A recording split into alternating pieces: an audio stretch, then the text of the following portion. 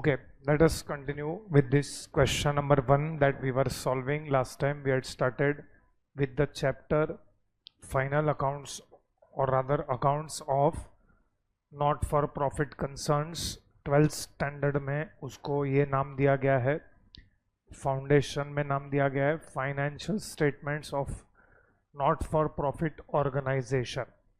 Which are the two things that we have to prepare as far as 12th standard is concerned? What are the two things that you have to prepare in the final accounts of not for profit organization is number 1 income and expenditure account, and number 2 is balance sheet. These are the two things that we are supposed to prepare. And question में जो आपको दिया रहेगा, in the question they are giving you something called as receipts and payment account. This is what will be given in the question, that is receipts and payments account. तो यहाँ से हम लोग एक income and expenditure account and balance sheet बना रहे हैं. There are few things that we have already completed in this question, so now let us take this question forward.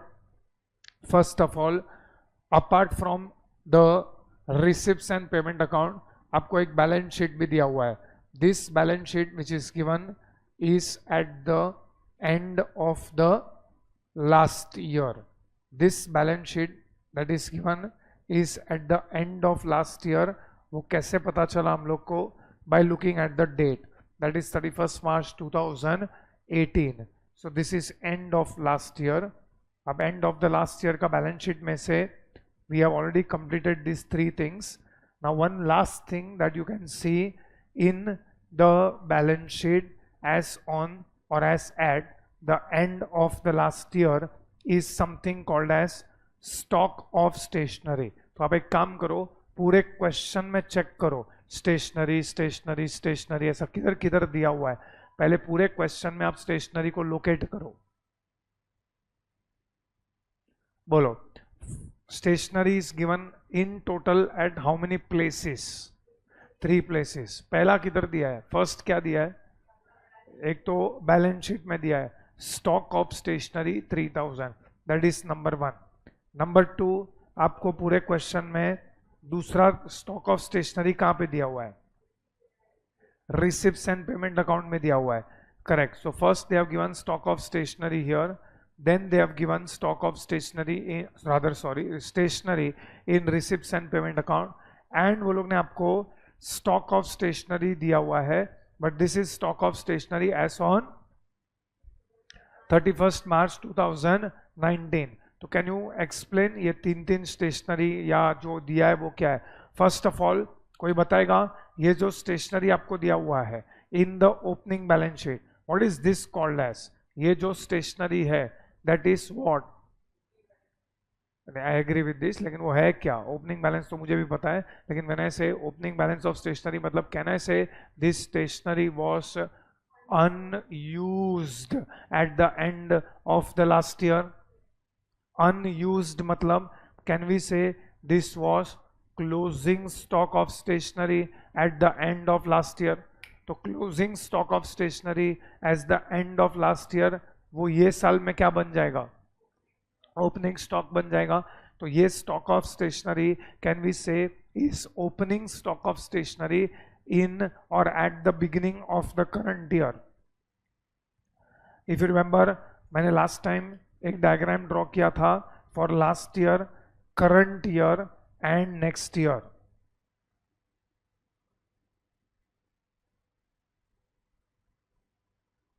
Which is our current year? Correct. हमारा current year कौन सा है? 2018-19. So 2018-19 starts on which date? 1st April 2018. Ends on which date? 31st March 2019. तो ये हमारा current year हो गया. 1st April 2018 and 31st March 2019. This is our current year. हमारा definition is quite clear. This will be called as current year. Then which is our last year? 2017. 17 18, तो ये हमारा last year हो गया। And which is our next year 2019 20। 1920 को हम कौन सा ईयर बुलाएंगे? Next year. 2019 will be 1920 will be called as which year? Next year. What is end of last year? End of last year मतलब 31st March 2018.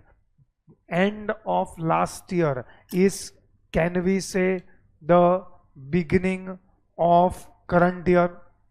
End of last year is nothing but beginning of current year. तो last year के end में वो लोग ने बोला है stock of stationery. Stock of stationery का सिंपल मतलब है लास्ट ईयर। सी बड़ा बड़ा ऑर्गेनाइजेशन है ना, वो स्टेशनरी एक एक दो दो करके नहीं खरीदता है। जैसे फॉर एग्जांपल आप चेक कर लो ऊपर, हम लोग ने वो पेपर्स खरीदा है जो आप लोग टेस्ट में यूज करते हो, तो हम लोग है ना वो एक एक दो दो, अभी कल टेस्ट है तो हम लोग खरीद के रख लेके आएंगे, ऐसा नहीं होता है। हम एक साथ खरीदते हैं, एक साथ खरीदते हैं ना तो हम लोग को अच्छा खासा डिस्काउंट मिलता है। मतलब अगर आप A4 साइज का पेपर देखोगे तो A4 से हम लोग तो अभी प्रिंट करवाते हैं, बट से फॉर एग्जांपल हमको प्रिंट नहीं करवाना है, थोड़ी सा another option that we have. In fact चलो हमने प्रिंट भी करवाया तो हम कल टेस्ट है तो आज उतने रिक्वायर्ड है तो उतना ही प्रिंट नहीं करवाते, हम लोग उसको लॉट में प्रिंट करवाते हैं। और क्योंकि हमारा एक सेंटर नहीं है, हम पूरे जितने भी सेंटर्स हैं उसके लिए एक साथ प्रिंटिंग करवाते हैं। अब ऐसा जरूरी थोड़ी है कि सब papers and of the year में यूज हो जाएगा। And this is not only for printing paper, बहुत सारा ऐसा रहता है जिसका स्टेशनरी का हम लोग एक्सेस या स्टॉक में खरीद के रखते हैं। तो मैं आपको एग्जांपल दे रहा हूँ वो पेपर का जो हम लोग यूज करते हैं, what we give you when you are writing the test, वो आंसर शीट्स जो रहता है। तो आंसर शीट्स हम लोग ने बहुत सारा प्रिंट करके रखा हुआ है, तो ऐसा जरूरी नहीं है कि एंड ऑफ द ईयर पूरा या ऑल पेपर्स या आंसर शीट्स यूज हो जाएगा, तो वो लास्ट में बच जाता है, दैट इज अनयूज स्टेशनरी। तो वो अनयूज्ड है, वो आप कौन से ईयर में यूज करोगे? मतलब करंट ईयर में। लास्ट ईयर का जो अनयूज्ड है वो कौन से ईयर में यूज करोगे? करंट ईयर में। अब करंट ईयर में थोड़ी जितना बचा है उतना सफिशिएंट हो जाएगा, तो करंट ईयर में भी हम कुछ ना कुछ स्टेशनरी परचेस करेंगे। सो आपको जो पेमेंट साइट पे दिया हुआ है स्टेशनरी, व्हाट इज दैट? ये जो स्टेशनरी आपने पेमेंट साइट पे दिया हुआ है, can we say this is what of stationery? Can you define this? This is what of stationery? Purchase of stationery जो हम लोग ने ये साल में खरीदा, जिसके लिए हम लोग ने पेमेंट भी किया है कि 30,000 का 10,000 का स्टेशनरी, रादर 10,000 का स्टेशनरी हम लोग ने करंट ईयर में परचेज किया है, और वो 10,000 का स्टेशनरी के लिए हम लोग ने पेमेंट भी किया है। That is why it is coming on the payment side. And ऐसा जरूरी नहीं है कि एंड ऑफ द ईयर में भी जितना स्टेशनरी मेरे पास है, like for example beginning of the year मेरे पास स्टेशनरी कितना था? 3,000। फिर करंट ईयर में मैंने कितना परचेस किया जिसके लिए मैंने पेमेंट भी किया है? 10,000। तो मेरे पास टोटल कितना स्टेशनरी हो गया? 13,000 का स्टेशनरी होगा। Total stationery that is with me is 13,000। But वो लोग बोल रहे हैं कि एंड ऑफ द ईयर में 4,000 का स्टेशनरी बच गया है। 4,000 का stationery is unused at the end of the current year. How much was stationery unused at the end of last year? end of last year में स्टेशनरी कितना unused था? 3,000। फिर करंट ईयर में मैंने कितना स्टेशनरी परचेज किया? 10,000। And and of the year में, current year में, and of the current year में कितना स्टेशनरी अनयूज्ड है? अब मुझे ना कैलकुलेट करना है कि करंट ईयर में, आई रिपीट, मुझे कैलकुलेट करना है करंट ईयर में मैंने कितने का स्टेशनरी यूज किया है। For use I am using another word जो ये चैप्टर में यूज होगा, and the word that we use is consumed. Consumed का सिंपल मतलब क्या है? यूज। तो मुझे फाइंड आउट करना है कि कितने का स्टेशनरी मैंने करंट ईयर में यूज किया है। तो कितने का स्टेशनरी मैंने करंट ईयर में यूज किया है वो कैसे ढूंढने का? तो can you make some formula for calculating how much stationery was used और consumed in the current year? Opening stock, मतलब ये 3,000 को हम कौन सा स्टॉक बुलाएंगे? ओपनिंग स्टॉक, बिकॉज ये मेरे पास ओपनिंग या बिगिनिंग ऑफ द ईयर में था, plus purchase of stationery, plus मैंने जितना परचेस किया माइनस क्लोजिंग स्टॉक, जितना बच गया, तो जितना बच गया वो मैंने यूज नहीं किया तो बाकी का मैंने यूज कर लिया रहेगा। अगर आप अमाउंट वाइज बात करोगे तो कितने का स्टेशनरी मैंने कंज्यूम या यूज किया है, 9000। सो ये 9000 is what of the current year, expenditure of the current year. तो इसको हम कौन से साइड पे बताएंगे, expenditure side. So come to expenditure side, next line write down to, this is very important point of this chapter. आप ये समझ लो कि एग्जाम में आएगा ही आएगा।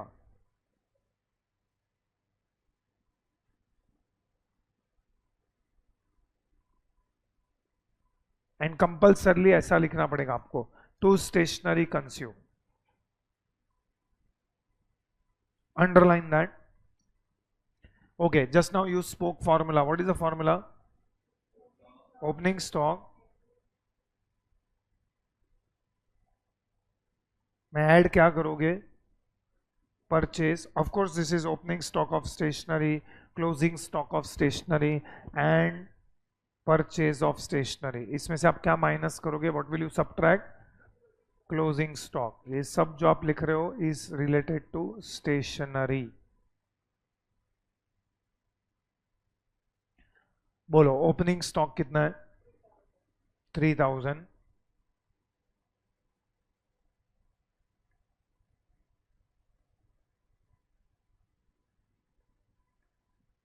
परचेज कितना है एंड क्लोजिंग स्टॉक कितना है।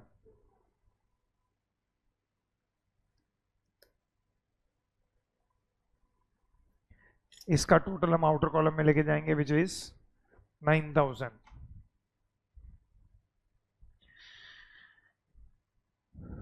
चलो now can you tell me, ये तीनों में से दूसरा इफेक्ट किसका आएगा, ओपनिंग स्टॉक का आएगा कि नहीं आएगा।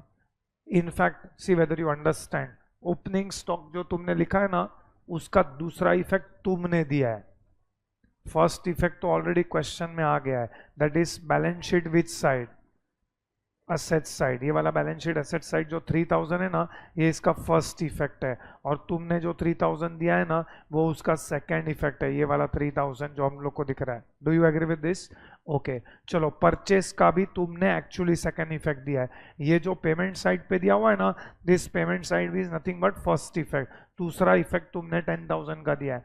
अब 4000 is appearing in the adjustment, तो एडजस्टमेंट में अगर 4000 दिख रहा है तो ये 4000 का सेकेंड इफेक्ट हमको देना पड़ेगा। तो आप 4000 का सेकेंड इफेक्ट कहां पे दोगे, asset side.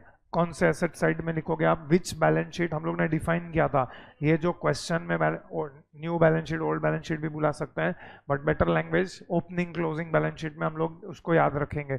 This is which balance sheet, opening balance sheet. तुमने जो बनाया वो कौन सा बैलेंस शीट है, क्लोजिंग बैलेंस शीट। बोलो closing balance sheet which side, okay closing balance sheet asset side में। आप एक काम करो, एक 3-4 लाइन छोड़ के लिखो, I am living 3-4 lines just for presentation. You can write stock of stationery 4000, this is very important adjustment. अच्छा अभी है ना, ये स्टेशनरी से रिलेटेड जो हमने किया है ना, वैसे ही बहुत सारे क्वेश्चंस में कैसे आएगा मालूम है, अभी हॉस्पिटल रहेगा ना तो स्टेशनरी की जगह पे मेडिसिन कंज्यूम्ड आएगा, क्योंकि हमारा कुछ ना कुछ अनयूज्ड मेडिसिन बच जाएगा लास्ट ईयर का, फिर ये साल भी हम मेडिसिन परचेस करेंगे जिसके लिए हम पेमेंट करेंगे, एंड ये साल के एंड में कुछ ना कुछ मेडिसिन बच जाएगा। सी इफेक्ट्स नया नहीं है, इफेक्ट्स वही होगा, सिर्फ स्टेशनरी की जगह पे आप क्या वर्ड लिखोगे, मेडिसिन। अभी कोई स्पोर्ट्स क्लब है ना तो उसमें स्पोर्ट्स गुड्स आ जाएगा, sports goods consume. Sports goods last time मैंने डिस्कस किया था, क्रिकेट का बॉल्स रहेगा, टेनिस का बॉल्स रहेगा, बैडमिंटन का शटल रहेगा, फिर टेबल टेनिस का बॉल रहेगा, तो आप स्पोर्ट्स गुड्स कंज्यूम्ड लिख दोगे। सो अल्टीमेटली कॉन्सेप्ट सेम ही रहेगा, it is opening plus purchase minus closing. मेरा ऑब्जेक्टिव क्या फाइंड आउट करना है, what is our objective, our objective is to find out something called as consumed. Consumed का simple meaning is used, कि कितना हम लोग ने करंट ईयर में यूज किया है। मेरे करंट ईयर में स्टेशनरी का expenditure is 9000। This is what is very important adjustment. Anyways ये हर क्वेश्चन में, हर ऑल्टरनेटिव या 2 क्वेश्चन के बाद आएगा, so we should know all this. Okay, so I think हम लोग ने ओपनिंग बैलेंस शीट कंप्लीट कर लिया है। नाउ मेरा रिसिप्ट्स एंड पेमेंट्स अकाउंट बचा है और मेरा एक ही एडजस्टमेंट बचा है। The only adjustment that is pending is adjustment number 2. So I want you to read adjustment number 2, which is very important. Take it from me in writing चाहिए तो लिख लो। ये adjustment एग्जाम में आएगा आएगा और आएगा। There is no second thought on this, क्योंकि ये चैप्टर में subscriptions, I think we discussed this last time, that subscriptions जिसको हम मेंबरशिप सब्सक्रिप्शन भी बोलते हैं या मेंबर्स सब्सक्रिप्शन भी बोलेंगे, ये लोग अलग अलग वर्ड यूज करेंगे। Common word will be subscription. तो अब ये सब्सक्रिप्शन इज व्हाट, पहले तो what is meaning of subscription? ऐसे टाइप का organization, which type of organization के बारे में हम लोग बात कर रहे हैं? Not for profit organization. तो नॉट फॉर प्रॉफिट ऑर्गेनाइजेशन का जो टाइप ऑफ ऑर्गेनाइजेशन है, इसमें मेंबर्स होंगे, और अगर मेंबर्स होंगे तो मेंबर्स पीरियोडिकली क्या पे करते हैं? सब्सक्रिप्शन पे करते हैं periodically. So this kind of income is recurring के non recurring? Recurring. It is recurring for such type of organisation, तो इसको हम लोग इनकम साइड पे बताएंगे। सो राइट नाउ पहले तो आप अगर चेक करोगे ना, तो सब्सक्रिप्शंस आपको कौन से साइड पे दिया हुआ है? रिसिप्ट साइड पे। ओके, नाउ रिसिप्ट साइड पे ना आपको सब्सक्रिप्शन का 2 अमाउंट दिया है, 40,000 and 10,000। 40,000 they are saying is for 18-19। क्या आप चेक करके बता सकते हो कि 18-19 is which year? Current year. And बाद में लिखा है 19-20। So can you tell me 19-20 is which year? Next year. So 18-19 is current year and 19-20 is next year. मैं चाहिए तो लिख देता हूं, this is current year and 19-20 is next year. Now listen carefully. Is 40,000 received in current year? Yes. कैसे पता चला? Receipt side पे दिया। Now my next question, which is very important. Is 40,000 income of current year? Yes, it is income of current year, and वो current year में मुझे मिल चुका है। Do you agree with this? Okay. Now more important question. Is 10,000 received in current year? 10,000 19-20 का subscription है। Is that 10,000 received in current year? Yes. Now important question. Is it income of the current year? No, it is subscription of which year? Received in which year? मतलब this is, can we say subscription received in advance? मतलब it is pre-received। इसका मैंने last time 3 नाम रखा था। एक is subscription received in advance, दूसरा word है एडवांस सब्सक्रिप्शन सिंपल लैंग्वेज में, और एडवांस सब्सक्रिप्शन मतलब प्री रिसीव्ड सब्सक्रिप्शन। इतना I hope everybody agrees. Okay, अब मुझे बताओ जो नीचे एडजस्टमेंट नंबर 2 में दिया है वो क्या है? करंट ईयर का सब्सक्रिप्शन आउटस्टैंडिंग है। Can you explain this 5,000? Can you tell me 5,000 is subscription of which year? Okay, 2 ही क्वेश्चन आपको आंसर देना है। Is this 5,000 received in current year? No. आपको कैसे पता चला? आउटस्टैंडिंग है। अच्छा, दूसरा question and very important, is it income of the current year? Yes, वो करंट ईयर का इनकम है, लेकिन अभी तक हमको मिला नहीं है। अब मेरे को इसका ना इफेक्ट्स देना है। पहले बोलो 40,000 कहां पे आएगा? Income side. Everybody agrees income side में आएगा। चलो सब लोग इनकम साइड पे आ जाओ।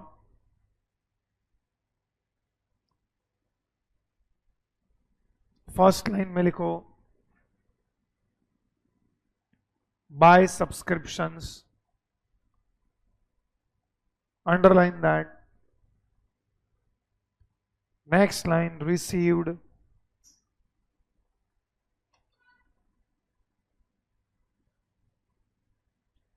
40,000. Okay, now listen to my question very carefully. सबसे पहले 40,000 का कोई सेकेंड इफेक्ट आएगा क्या? इनफैक्ट तुमने सेकेंड इफेक्ट दिया है, एक इफेक्ट ये है, सेकेंड इफेक्ट तुम दे रहे हो.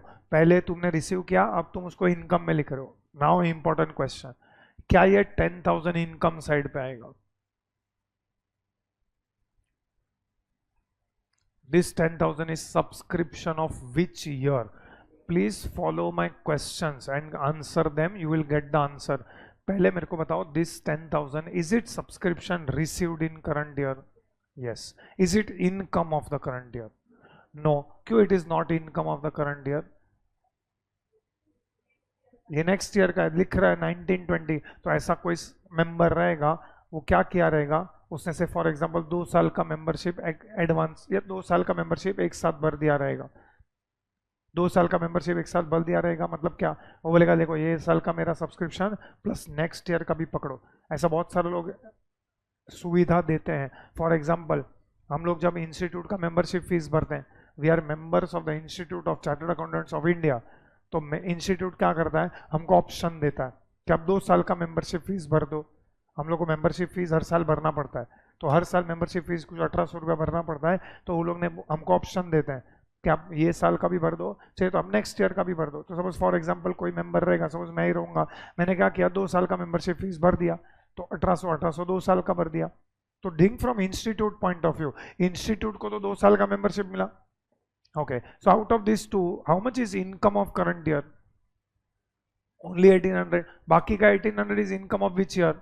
Next year. अब मेरे को बोलो ये 10,000 what is it for the organisation? 10,000 तो मैंने ले लिया है, अब ये ऑर्गेनाइजेशन के लिए क्या है? Is it income? Is it income of current year? See, वो नेक्स्ट ईयर का इनकम है कि नहीं है वो मुझे नहीं सोचना है, हमेशा मुझे क्या सोचना है, करंट ईयर के लिए क्या है ये. तो क्या ये करंट ईयर के लिए इनकम है? नहीं. तो 10,000 कहां पे बताने का,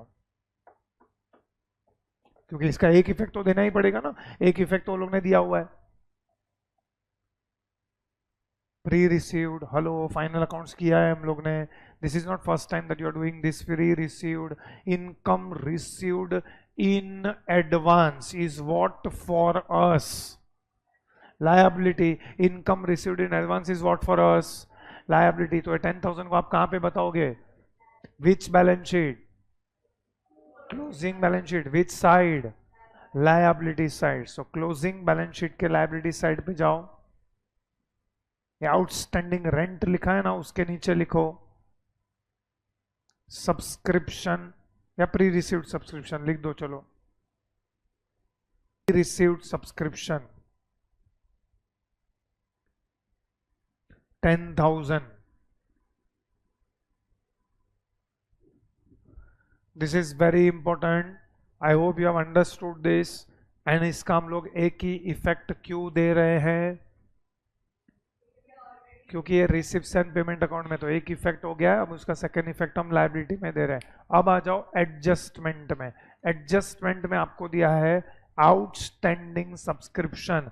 कैन यू टेल मी, पहले तो ये सोचो कि आउटस्टैंडिंग सब्सक्रिप्शन का आप कितना इफेक्ट दोगे. दो. वाई दो? एडजस्टमेंट में दिया है. Okay, so now my question is this outstanding subscription income of the current year? Yes. तो बोलो आउटस्टैंडिंग का 2 इफेक्ट क्या देना चाहिए? इनकम मतलब कौन से इनकम में ऐड करूं? हाँ, तो सब्सक्रिप्शन जो लिखा है ना रिसीव्ड, इसके अंदर हम आउटस्टैंडिंग को क्या करेंगे? ऐड. सो नेक्स्ट टाइम लिखो add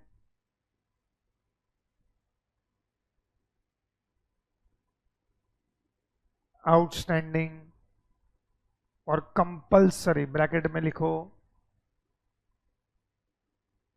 current year. This is outstanding subscription of the current year. Okay, कितना है? 5,000.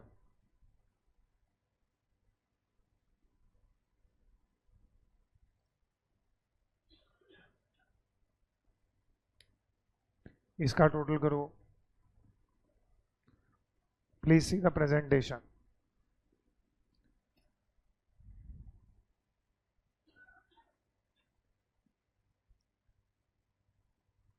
Okay, chalo, let us proceed. Can you think and tell me this is one effect of outstanding subscription? What is subscription for the organization? Income. So can we say this is outstanding income? Outstanding income matlab this is receivable in the future, matlab kidhar kabhi next year. So next year में receive मतलब this is receivable in the next year. चलो इसका second effect कोई बना सकता है. Balance sheet which side? Asset side. लेकिन एक तो हम लोग ने आउटस्टैंडिंग लिखा हुआ है, वो तो हमने लायबिलिटी में लिखा. तो outstanding outstanding math the following इधर लिख देने का. That is outstanding expense. Outstanding rent is payable in the future. Person becomes my creditor. यहाँ पे member becomes my debtor. Outstanding subscription is which type of account? Representative personal account, which is representing the personal account of all the members जिसने अभी तक मेरे को subscription दिया नहीं है. It is receivable in the future. So यहाँ पे stock of stationery लिखा है, उसके नीचे लिख दो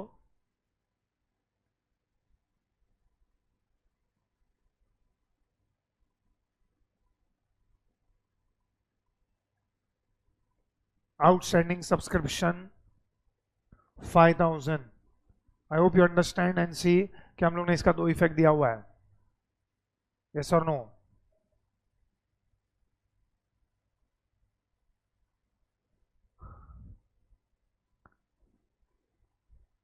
ओके, क्या हमारा क्वेश्चन हो गया? नहीं. अभी जो रिसिप्ट्स एंड पेमेंट अकाउंट में बाकी सब है ना, उसका आपको पोस्टिंग करना पड़ेगा. Okay, now I am starting with receipt side. कोई बताएगा? लास्ट टाइम मैंने डिस्कस किया हुआ है, क्या वो टू बैलेंस ब्रॉट डाउन 25,000 का इफेक्ट हम लोग देंगे या नहीं देंगे? नहीं, उसका ऑलरेडी दो इफेक्ट हो गया है. Do you agree with this? चलो continue with the receipt side. Next दिया है टू डोनेशंस. बोलो टू डोनेशंस का क्या करने का? पूरे क्वेश्चन में कुछ बोला नहीं है, तो ये डोनेशन को हम क्या ट्रीट करेंगे? Income. So go to incomes, write down by donations.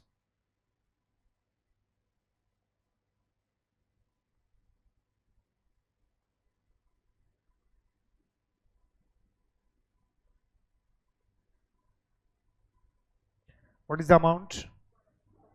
40,000. Okay, next one. Now this is important. To entrance fees. और कुछ नहीं बोला है एंट्रेंस फीस में. ये मैंने लास्ट टाइम आपको डिस्कस किया हुआ है. एंट्रेंस फीस कुछ नहीं बोला है, तो एंट्रेंस फीस को आप क्या ट्रीट करोगे? Income is wrong. मैंने लास्ट टाइम आपको डिस्कस किया हुआ है. एंट्रेंस फीस को आप क्या क्या ट्रीट करोगे? देखो यहाँ पे लिखा हुआ है मैंने, ये लिस्ट आप भूल नहीं सकते. This entire list we have to follow.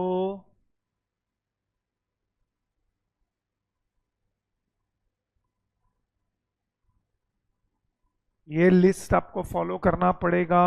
In absence of information, if no information is given, you have to strictly follow this. See हम लोग ने फर्स्ट वाला फॉलो किया है.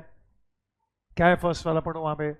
डोनेशन. तो डोनेशन में कुछ नहीं बोला है. डोनेशन के बारे में तो हम बहुत सारा आगे जाके डिटेल में डिस्कस करेंगे. पूरा एक लेक्चर लगेगा उसके लिए, क्योंकि डोनेशन के बारे में हम लोग को बहुत ज़्यादा डिस्कशन करना है. सो राइट नाउ डोनेशंस को हम लोग ने इनकम साइड पे लिखा. Next entrance fees. Entrance fees में कुछ भी नहीं दिया रहेगा तो हम उसको क्या ट्रीट करेंगे? Capital income. And that is why we will add it to capital fund. So write down. तुम्हारे कैपिटल फंड में जाके लिखो add entrance fees.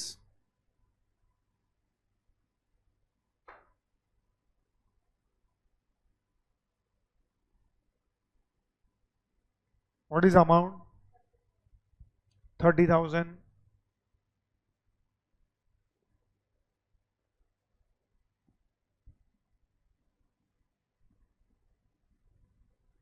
चलो next, anybody remembers? Life membership fees. Sorry, government grant. Life membership कहां से है? Government grant. What is government grant? Basically donation received from government. तो बोलो इसको भी क्या ट्रीट करने का? In absence of information. Yes, we will treat it as what? income, and that is why we will write it on which side? Income side. So write on income side by government grant.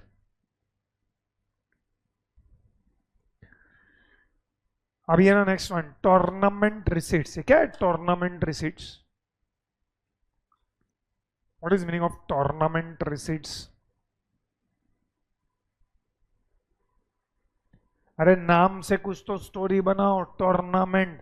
I am not very shocked कि you don't know what is meaning of tournament. Tournament का मतलब क्या है? अरे कुछ तो sports organise किया रहेगा, ऐसा कुछ टूर्नामेंट ऑर्गेनाइज किया रहेगा. तो टूर्नामेंट रिसिप्ट्स मतलब क्या? हाँ, अभी फॉर एग्जांपल किसी ने टूर्नामेंट ऑर्गेनाइज किया, किसी ने मतलब हमारे ऑर्गेनाइजेशन ने टूर्नामेंट ऑर्गेनाइज किया है, तो टूर्नामेंट रिसिप्ट्स मतलब क्या? मतलब से फॉर एग्जांपल अभी टीम बनाया रहेगा, तो टीम भाई बोला एक टीम का 1100 रुपया, 100 रुपया पर टीम, ऐसा सॉरी 100 रुपया पर पर्सन, ऐसा करके एक टीम बनाया रहेगा. तो बोला एक टीम का रजिस्ट्रेशन का पैसा इतना, क्योंकि टूर्नामेंट अगर आप करोगे तो सामने टूर्नामेंट में खर्चा भी लगेगा. देखो दिया भी है सामने पेमेंट में, टूर्नामेंट एक्सपेंसेस. यस और नो? सो टूर्नामेंट ऑर्गेनाइज करेंगे, टूर्नामेंट ऑर्गेनाइज करेंगे तो आप क्या क्या फीस लोगे थोड़ा, कि 500 रुपया पर टीम या 800 रुपया पर टीम या 10,000 रुपया पर टीम. तो ऐसा 10 टीम बनाया रहेगा, 1000 रुपीज पर टीम, ऐसा करके 10,000 रुपये का करेक्शन हुआ रहेगा. तो सामने टूर्नामेंट में खर्चा भी हुआ रहेगा. क्या क्या खर्चा हुआ रहेगा टूर्नामेंट में? जो भी वो बुके टर्फ बर बुक किया रहेगा तो उसका कुछ रेंट रहेगा, पानी का छोटा छोटा वो ऐसा बॉटल्स रहेगा उसका खर्चा रहेगा, खाने पीने का समोसा और वड़ा पाव दिया रहेगा वो सब का खर्चा. तो वो सब 8,000 रुपया खर्चा हुआ. तो कैन यू टेल में 10,000 मेरा रिसिप्ट्स है, सामने खर्चा 8,000 हुआ है, तो बाकी जो बचा वो 2,000 है, वो हम सबको वापस दे देंगे.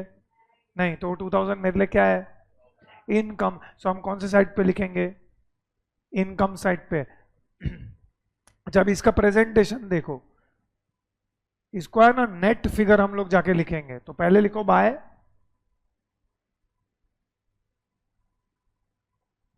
टूर्नामेंट, इसको अंडरलाइन करो.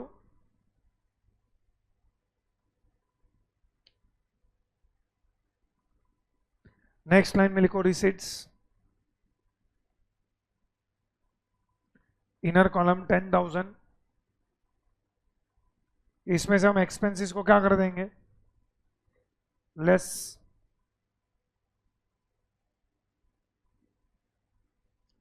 8,000. सो बाकी जो 2,000 बचा है वो मेरा इनकम. चलो ये हो गया. नेक्स्ट, अब मुझे वन बाय वन बताते जाओ कहां पे आएगा. सैलरीज कहां पे आएगा? एक्सपेंडिचर. सो राइट डाउन एक्सपेंडिचर साइड पे 2 सैलरीज.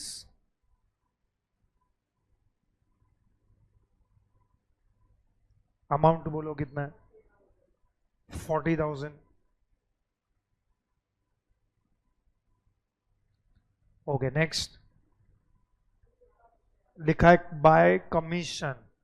तो ये बाय कमीशन कहां पे आएगा?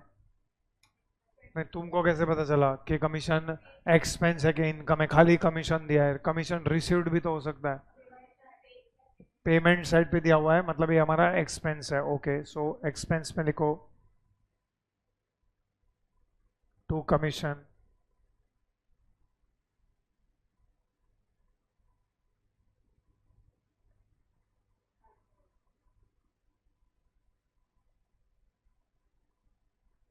Okay next, electric charges.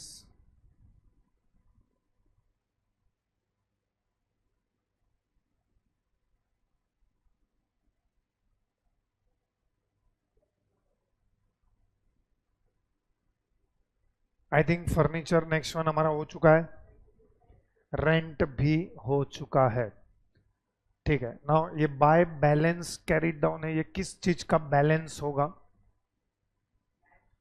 Cash and bank balance का. कैश एंड बैंक बैलेंस का जो बैलेंस है इस कैन बी से एज ऑन 31 मार्च 2019.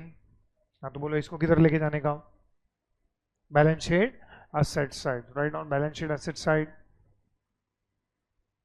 यहाँ पे आप लिख सकते हो, बहुत जगह है, cash and bank balance.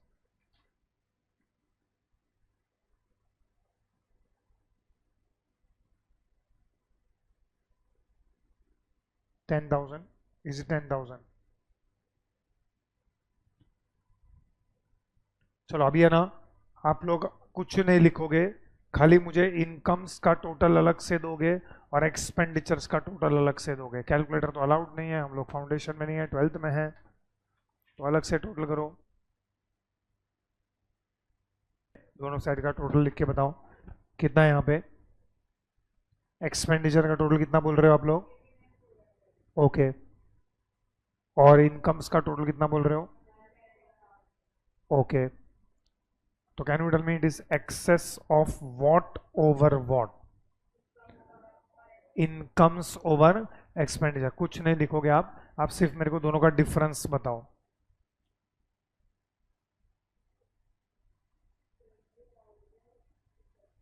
Okay, कहाँ पे लिखोगे 20,600? हाँ, तो क्या लिखने का? राइट डाउन टू, नो, बोलो क्या पूरा डायलॉग लिखना पड़ेगा? To excess of incomes over expenditures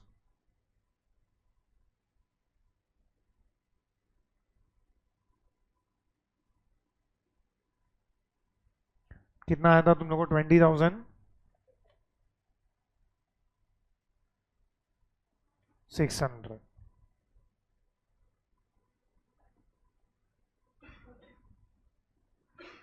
और दोनों साइड का टोटल हम लोग लिखेंगे 1,10,000। सरप्लस को हम लोग कैपिटल फंड में क्या करेंगे? Add, correct.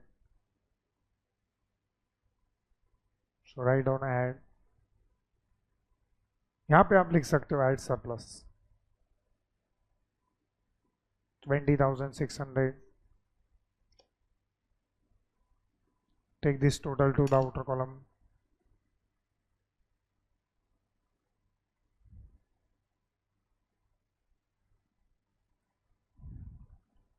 $98,600। चलो दोनों साइड का टोटल चाहिए अभी। Okay, what is total of both the sides? Okay, I think that is telling. Add one tag 10,600.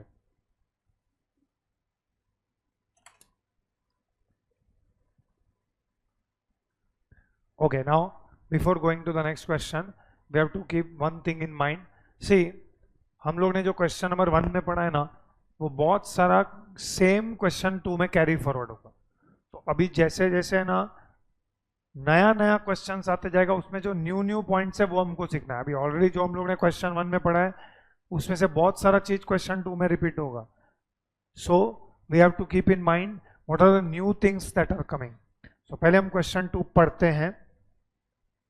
This is a blindly format मत बनाओ, very similar looking question. Okay, so I am reading this question. From the following prepare I and E account, मतलब income and expenditure account for the year ended 31st March 2020 and balance sheet on that date in the books of जय हनुमान व्यायामशाला औरंगाबाद। ठीक है, तो ये व्यायामशाला है और ये लोग का भी हमको फाइनल अकाउंट्स प्रिपेयर करना है। और ये व्यायामशाला के पास लैंड एंड बिल्डिंग भी है, इक्विपमेंट्स भी है, आउटस्टैंडिंग सब्सक्रिप्शन, तो व्यायामशाला में कोई भी आके व्यायाम नहीं कर सकता है। ये लोग के पास मेंबर्स भी हैं जो सब्सक्रिप्शन पे कर रहे हैं। कैश एंड बैंक बैलेंस, ये हो गया एसेट साइड। लायबिलिटी साइड पे capital fund and outstanding expenses.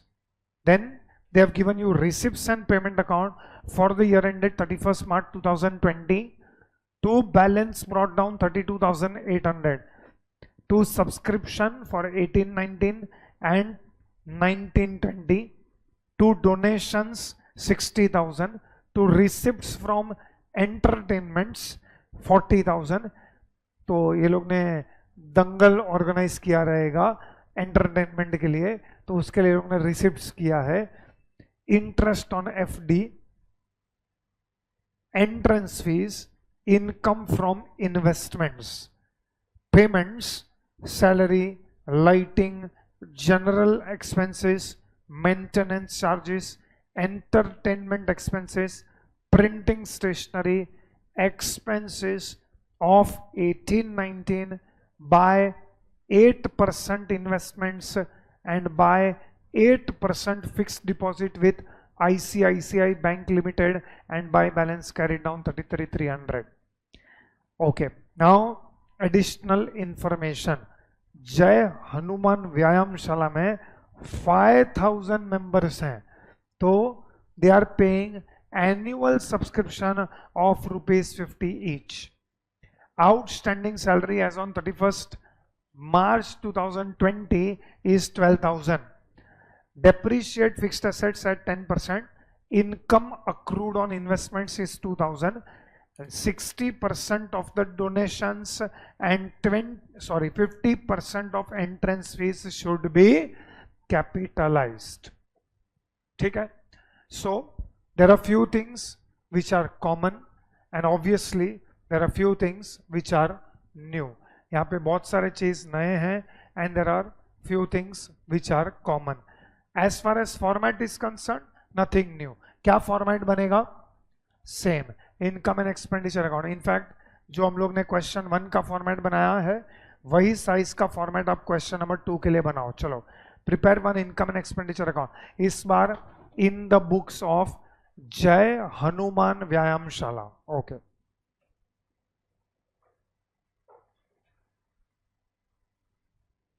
चलो, is the format ready? Late us proceed. First of all question पढ़ते हैं हम लोग फिर से. सिंपल थिंग्स पहले हम लोग खत्म करेंगे, उसके बाद हम लोग जो न्यू एडजस्टमेंट्स हैं उस पे जाएंगे. There are few things which are common but there are few things which are new also.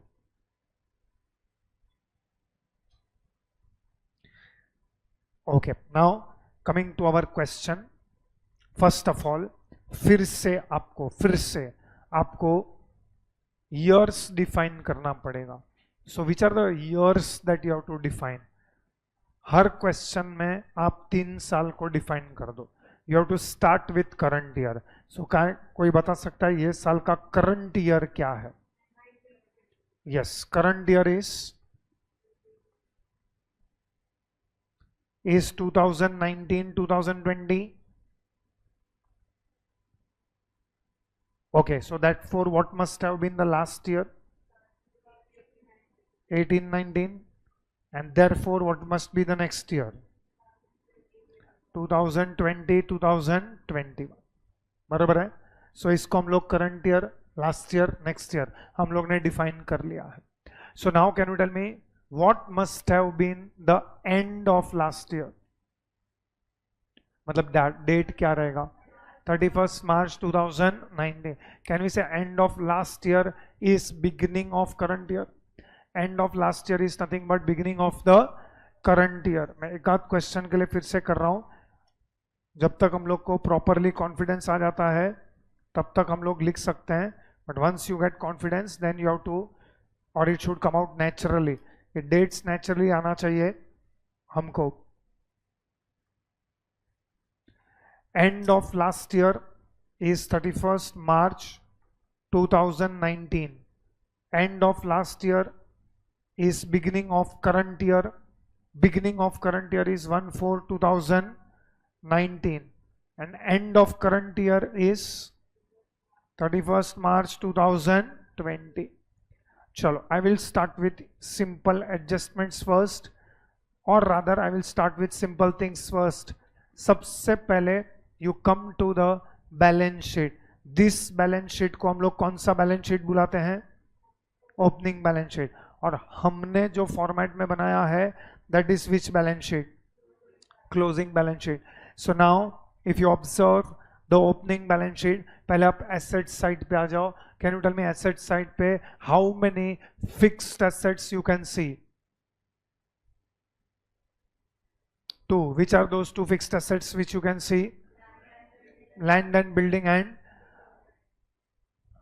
equipments. Okay, so can you tell me land and building and equipments आपको दिया हुआ है eight the end of last year, that is 31 March 2019। मेरे पास 70,000 का land and building था। अब 70,000 का land and building था, किसी भी फिक्स्ड एसेट में 3 ट्रांजैक्शन पॉसिबल है। ये मैंने लास्ट टाइम भी रिवाइज करवाया था और अदर सिखाया था, इस बार रिवाइज करा रहा हूं। What are the 3 transactions which are possible?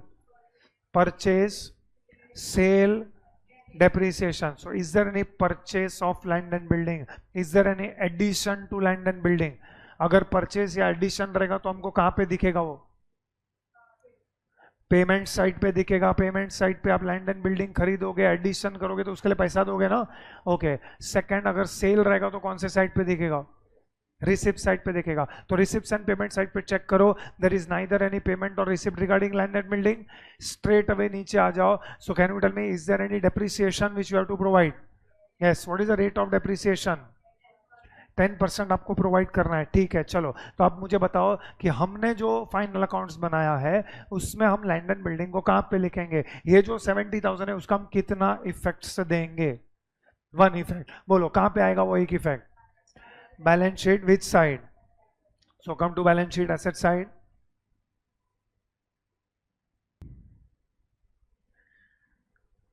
Balance sheet asset में जाके लिखो इक्विपमेंट्स, वेरी सिमिलर जो हम लोग ने लैंड एंड बिल्डिंग में अभी भी किया। कितना इक्विपमेंट्स? कितना? 45,000। अच्छा, उसके ऊपर डेप्रिसिएशन इस कितना percent? Right on less depreciation 4,500। Subtract करके आउटर कॉलम में बोलो कितना आएगा? 40,500। सेकेंड इफेक्ट दे दो, expenditure side right on equipments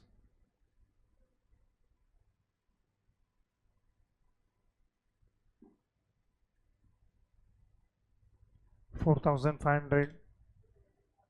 Total will be 11,500 in the outer column. Okay, so बहुत कुछ हम लोग ने क्वेश्चन में से कंप्लीट कर लिया है। We completed land and building, we completed equipments, we also completed the depreciation on fixed assets. ये सब हम लोग ने कंप्लीट कर लिया है। Okay, now I am continuing with the balance sheet which is given in the question. Now listen very carefully. हम लोग पहले एक काम करते हैं, मुझे बताओ कैश एंड बैंक बैलेंस 32,800। क्या ये कैश एंड बैंक बैलेंस 32,800 का कोई इफेक्ट आएगा? नहीं। क्यों नहीं आएगा? ये ओपनिंग बैलेंस है और यहाँ पे रिसिप्ट्स एंड पेमेंट अकाउंट का ओपनिंग बैलेंस वो लोग ने लिखा हुआ है। This is the opening balance of receipts and payment account as on 1/4/2019। तो ऑलरेडी वो लोग ने ओपनिंग बैलेंस लिखा हुआ है। ये लास्ट टाइम भी मैंने एक्सप्लेन किया था कि ये जो ओपनिंग बैलेंस है वो यही ओपनिंग बैलेंस है। तो ये हो गया। Now I want you to focus very highly on the next discussion that we are going to do. सबसे पहले आप लायबिलिटी साइड पे चेक करो। लायबिलिटी साइड पे आपको कैपिटल फंड दिया हुआ है। ओके, कैपिटल फंड किधर जाएगा पहले वो बताओ। हाँ, तो बैलेंस शीट लायबिलिटी साइड पे जाओ, तुम भी लिख दो फर्स्ट लाइन में। बैलेंस शीट लायबिलिटी में जाके लिख दो फर्स्ट लाइन में कैपिटल फंड, इनर कॉलम में लिखो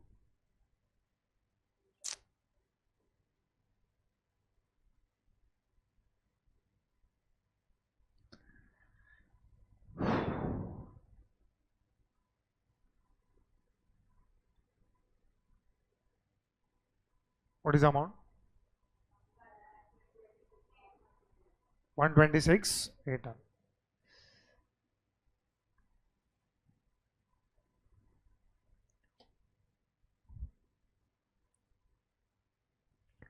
नाउ फॉरगेट अबाउट इफेक्ट्स, ये फाइनल अकाउंट्स और वो सब भूल जाओ।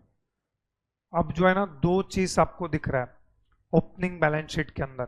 अब जो मैं सिखाने जा रहा हूं ना, you take it for granted कि भाई ये हर क्वेश्चन में आएगा। This is not one of the question जिसके अंदर ये आने वाला है, ये हर क्वेश्चन में आएगा और एग्जाम में भी आएगा। वो अभी से ही बता रहा हूं, before starting the discussion only I am telling you this will come. If NPO का question comes in exam, whatever I am discussing right now will come in that question. This is before hand I am telling you. पहले तो है ना, आप ये समझो कि जो आपको बैलेंस शीट दिया हुआ है क्वेश्चन में, as we already know, is opening balance sheet. Opening balance sheet, that is balance sheet as on 31st March 2019.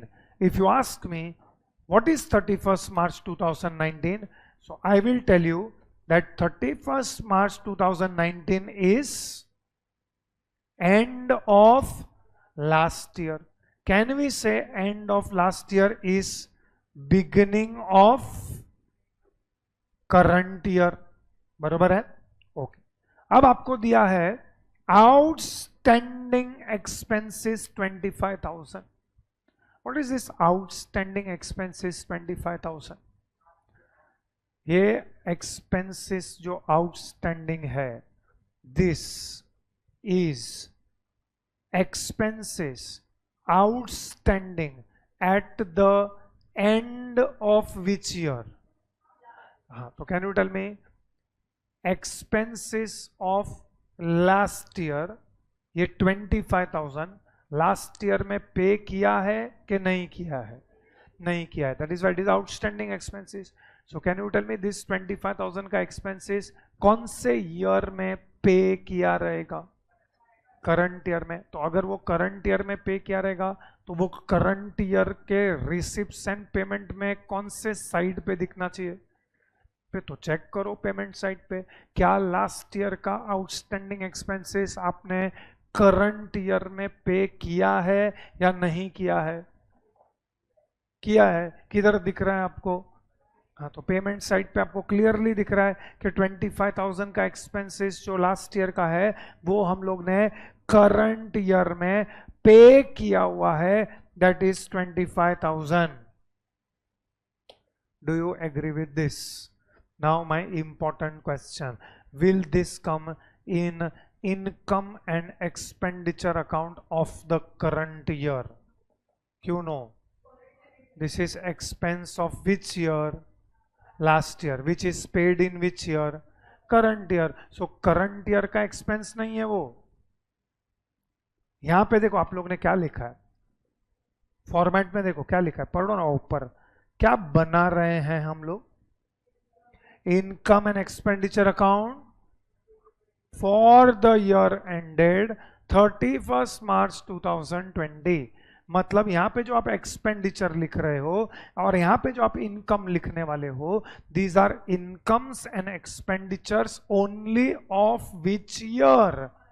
Current year. ये आपको दिख रहा है, करंट ईयर का जो भी इनकम एंड एक्सपेंडिचर रहेगा वो करंट ईयर के इनकम एंड एक्सपेंडिचर अकाउंट में आएगा। But this 25,000 is expense of which year? Last year. Paid in which year? Current year. तो is it current year का expenditure? No. तो ये current year के income and expenditure में account में आएगा ही नहीं। अच्छा, मतलब लास्ट में मैं पूछना चाहता हूँ, क्या ये 25,000 का कोई इफेक्ट आएगा कि नहीं आएगा? इनफैक्ट इसका दो इफेक्ट हो गया। इफ यू अंडरस्टैंड, एक इफेक्ट वहां पे ऊपर लायबिलिटी में दिख रहा है और नीचे एक इफेक्ट यहाँ पे 25,000 दिख रहा है। यस और नो? तो इसका दो इफेक्ट हो गया। Have you understood this much? ठीक है, चलो नाउ मुझे ना पहले थोड़ा सिंपल पॉइंट करना है, उसके बाद में ये डिस्कशन आउटस्टैंडिंग सब्सक्रिप्शन का लूंगा। थोड़ा और हम क्वेश्चन में आगे जाते हैं, उसके बाद मैं सब्सक्रिप्शन का डिस्कशन ओपन करूंगा। सो राइट नाउ मैं वो सब्सक्रिप्शन को साइड पे रख रहा हूं। चलो now I am coming to adjustment. मैं एडजस्टमेंट्स में ना पहले 2 करूंगा, बाद में 5 करूंगा एंड देन बाद में बाकी का हम लोग देखते हैं। चलो 2 इज वेरी सिंपल। क्या लिखा है ये? Outstanding salary as on which date? 31st March 2020। चलो इसका दो effect, very simple. Outstanding salary, तो सबसे पहले आपको पेमेंट साइड पे सैलरी दिख रहा है। बोलो पेमेंट साइड पे सैलरी जो 50,000 दिख रहा है, ये 50,000 पहले तो आप कौन से साइड पे लिखोगे? Expenditure side. So come to expenditure side, write down 2 salaries.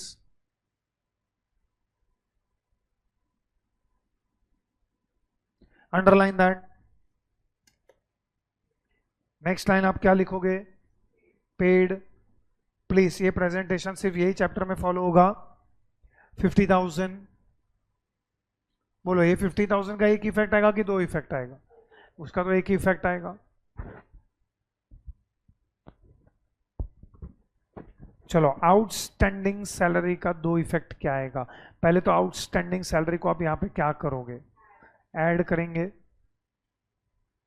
Next line, add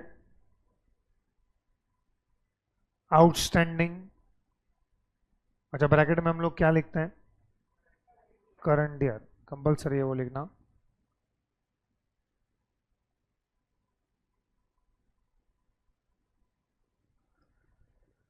which is 12,000. Please follow presentation. Okay, कोई बताएगा इसका सेकेंड इफेक्ट कहाँ पे आएगा? लाइबिलिटी साइड पे। लाइबिलिटी साइड पे आप लोग you will leave some good 10-12 lines.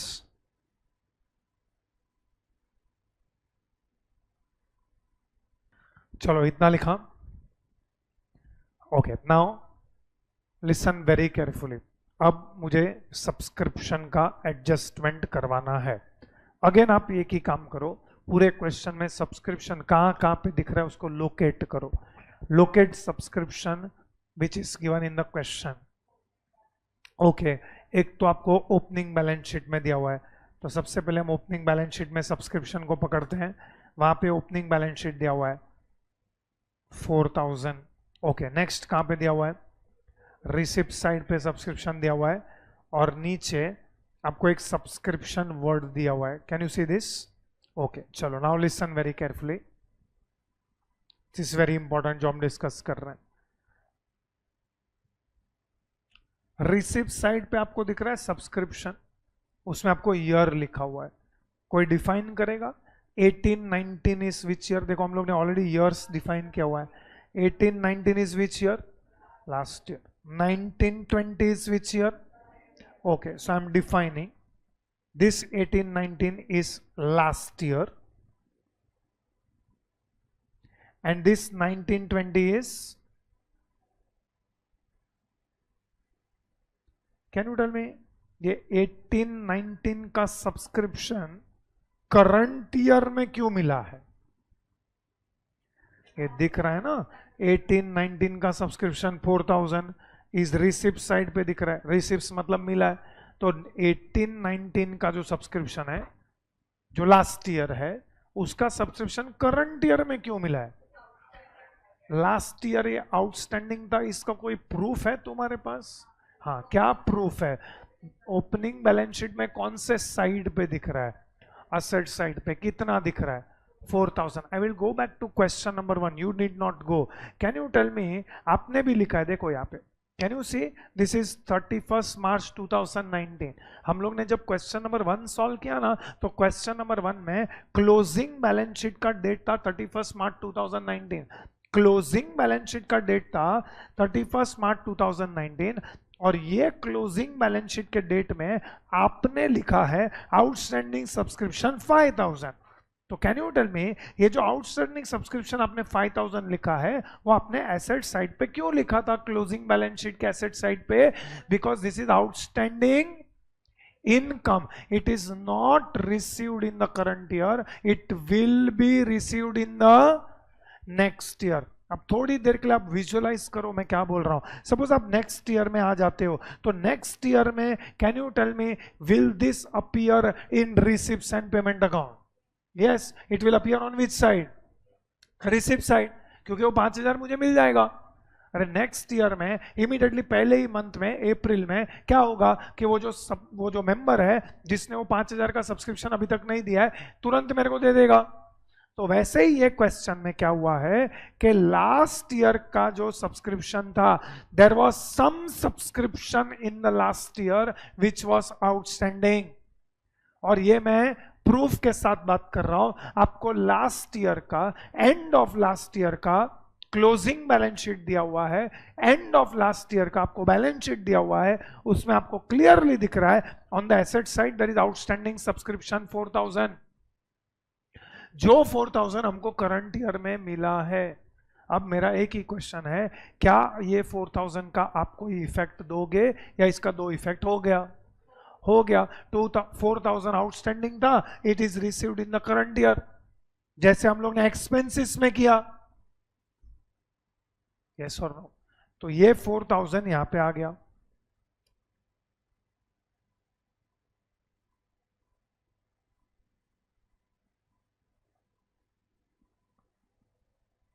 चलो इधर तक समझ में आया? Can we proceed with the next one? Okay, now ध्यान दो, can you tell me,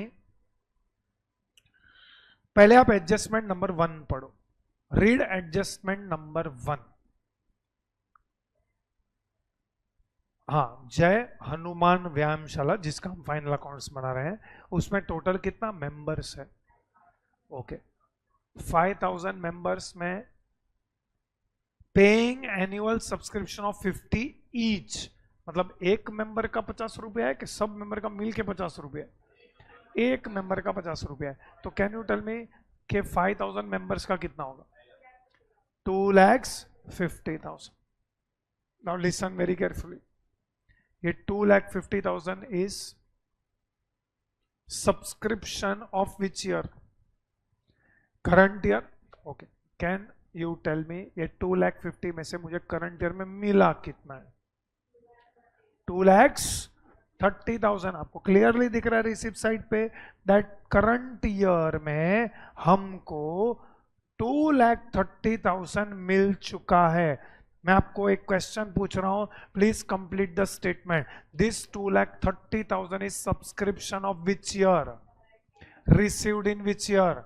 current year. Yes और नो? लेकिन करंट ईयर में सब्सक्रिप्शन मिलना कितना चाहिए था?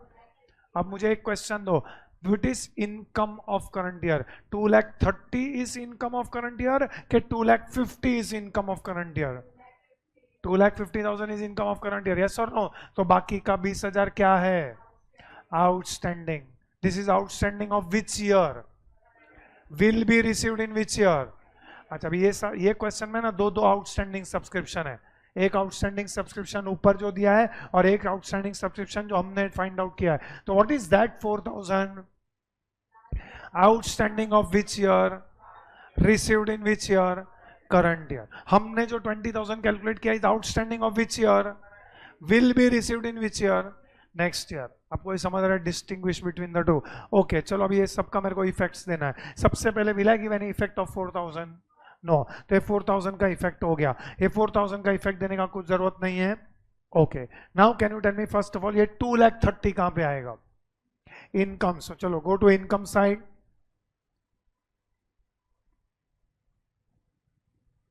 इनकम साइड पे लिखो बाय सब्सक्रिप्शंस, अंडरलाइन करो। नेक्स्ट लाइन लिखो रिसीव्ड।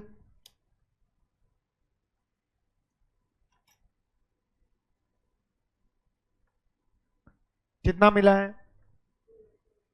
2,30,000। ये 2,30,000 रिसिप्ट एंड पेमेंट अकाउंट में दिया है, इसलिए 2,30,000 का एक इफेक्ट आएगा। अब बोलो ये 2,30,000 हम लोग ने इनर कॉलम में क्यों लिखा है? Because there is some outstanding. आपको कैसे पता चला आउटस्टैंडिंग है? See this is indirect way of giving. Last question में आपको डायरेक्टली बोल दिया था आउटस्टैंडिंग सब्सक्रिप्शन 5,000। इस बार आपको इनडायरेक्टली बोल रहे हैं कि हमारे व्यायामशाला में 5,000 मेंबर हैं, 5,000 मेंबर्स का 50 रुपीज के हिसाब से करंट ईयर में there are how many members? Each member paying subscription of, तो टोटल कितना होता है? 2,50,000 में से हमको रिसीव्ड कितना हुआ? तो बाकी का 20,000 इज व्हाट? आउटस्टैंडिंग। यस और नो? तो ये 20,000 जो आउटस्टैंडिंग है उसका दो इफेक्ट बोलो क्या आएगा? हाँ, तो यहाँ पे आप रिसीव्ड में इसको क्या करोगे?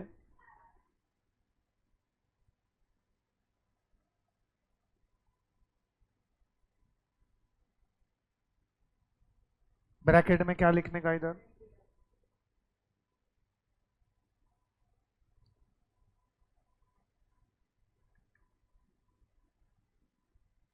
20,000.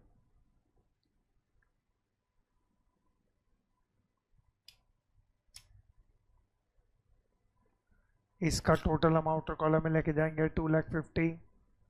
चलो anybody can you tell me outstanding subscription का है ना, ऐसे क्वेश्चन में तो दूसरा इफेक्ट अगर आप सोच रहे हो तो यू आर एब्सेंट माइंडेड. वो लोग ने आपको इफेक्ट दे दिया है. आउटस्टैंडिंग सब्सक्रिप्शन कौन से साइड पे आना चाहिए? असेट साइड पे. तो तुम भी असेट साइड पे लिखोगे, लेकिन आप कौन से बैलेंस शीट में लिख रहे हो? क्लोजिंग बैलेंस शीट में. Closing balance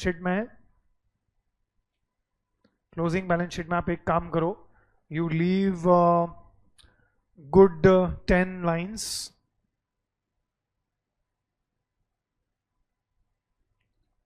and write down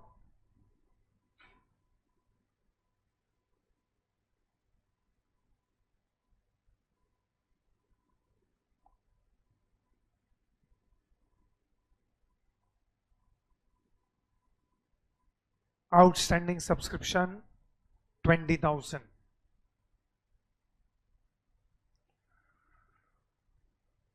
मुझे सब्सक्रिप्शन का ना एक छोटा सा वर्किंग नोट लिखवाना है, मुझे याद दिलाना. जिधर भी नीचे जगह बचेगा हम उधर वर्किंग नोट लिख देंगे सब्सक्रिप्शंस का. चलो एवरीबडी फॉलोड दिस. ये श्योर है, हाँ, ये adjustment is surely going to come ऐसा वाला. इसमें और थोड़ा आगे जाके कॉम्प्लिकेशंस आएगा, लेकिन अगर हमारे दिमाग में ये डेफिनेशन क्लियर है ना आपका, कौन सा definition?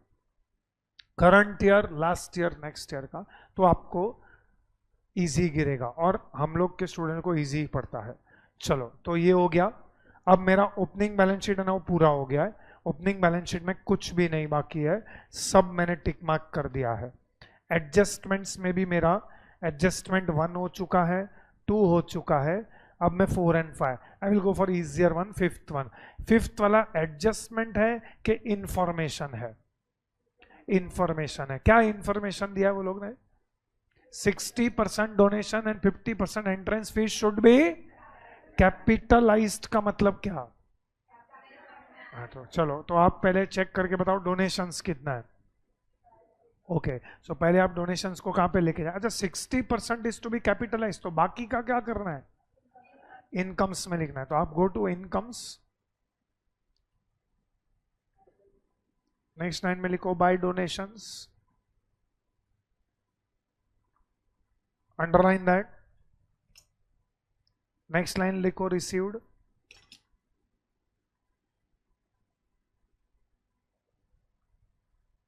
$60,000. Next line less capitalized,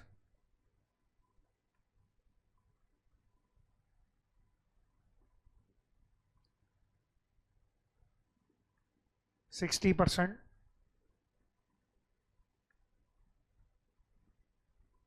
$36,000. Outer column में 24,000 और ये 36,000 को आप जाके कैपिटल फंड में क्या करोगे? Add. So next line write down. चलो हो गया. वेरी सिमिलरली हमको दूसरा किसका करना है? देखो अभी लास्ट में क्वेश्चन में ही किया था एंट्रेंस फीस. हम लोग ने क्या बोला था? If nothing is given, if no information is given, हम एंट्रेंस फीस को क्या करते हैं? जो हमने क्वेश्चन 1 में भी किया. बट इस बार आपको इंफॉर्मेशन या इंस्ट्रक्शन दिया है. क्या इंस्ट्रक्शन दिया है? 50% of entrance fees should be capitalize. तो लिखो वेरी सिमिलरली इनकम साइड पे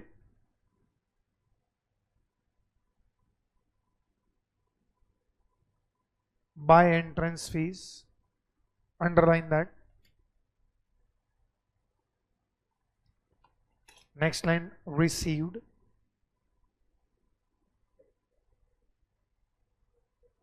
कितना received है? 50,000. राइट डाउन यहाँ पे ऐड.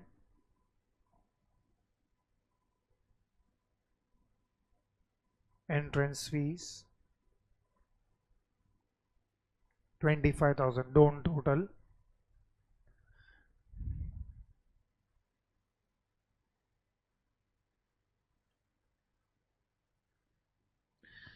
लिखा?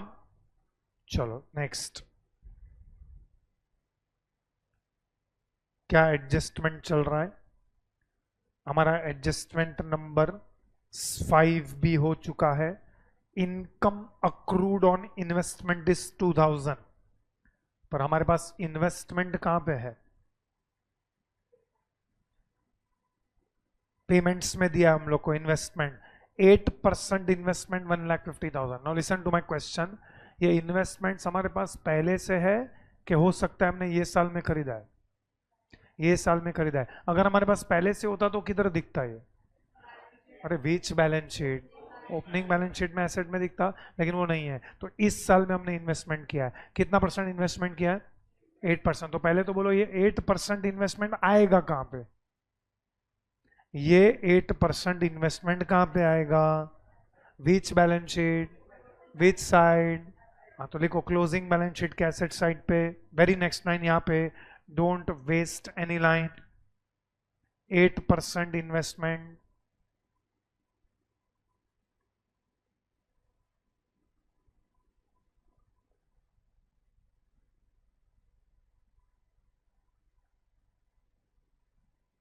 Eight percent investment, inner column में 1,50,000। अच्छा इनर कॉलम में क्यों लिखा? Because of adjustment number 4। What is meaning of income accrued on investment? Accrued मतलब क्या? हाँ तो ड्यू मतलब क्या? उसका मतलब क्या? इनकम अक्रूड, तो अक्रूड का दूसरा वर्ड इज ड्यू, ड्यू का दूसरा वर्ड क्या है? रिसीवेबल कि पेएबल? ने आपको कैसे पता चला रिसीवेबल? अबे इनकम है वो, रिसीवेबल। तो ड्यू, अक्रूड, रिसीवेबल, इसका चौथा वर्ड क्या है? Outstanding is the fourth word. Due, accrued, receivable, outstanding. अच्छा सबसे पहले मेरे को आप ये बताओ कि क्या आपको रिसिप्ट्स एंड पेमेंट अकाउंट में इनकम फ्रॉम इन्वेस्टमेंट दिख रहा है? हाँ तो कोई बताएगा वो 1000 में और ये 2000 में what is the difference between the two? अरे वो भी इनकम फ्रॉम इन्वेस्टमेंट है, या एडजस्टमेंट में भी इनकम ऑन इन्वेस्टमेंट दिया? वो 1000 का इनकम इज ऑलरेडी रिसीव्ड, बाकी का 2000 का इन्वेस्टमेंट पे इनकम इज आउटस्टैंडिंग, बरोबर है? तो पहले मेरे को वो बताओ, जो रिसिप्ट्स में इनकम ऑफ इन्वेस्टमेंट दिख रहा है उसका कितना इफेक्ट आएगा? एक कहां पे आएगा? अच्छा एक्सपेंडिचर हो गया है, लिखा है इनकम फिर भी हम एक्सपेंडिचर पे लिखें। इनकम साइड पे लिखो बाय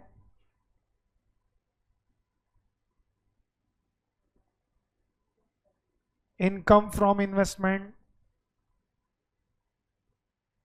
उसको अंडरलाइन करो।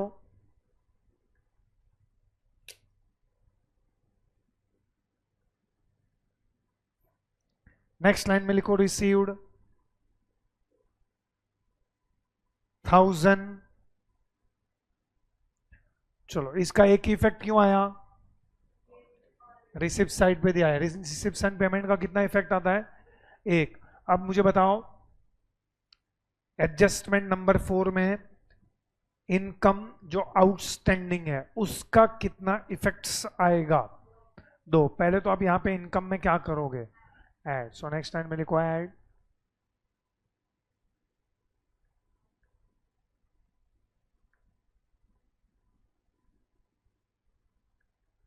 ब्रैकेट में कंपलसरी क्या लिखने का? करंट ईयर कितना है आउटस्टैंडिंग? 2000।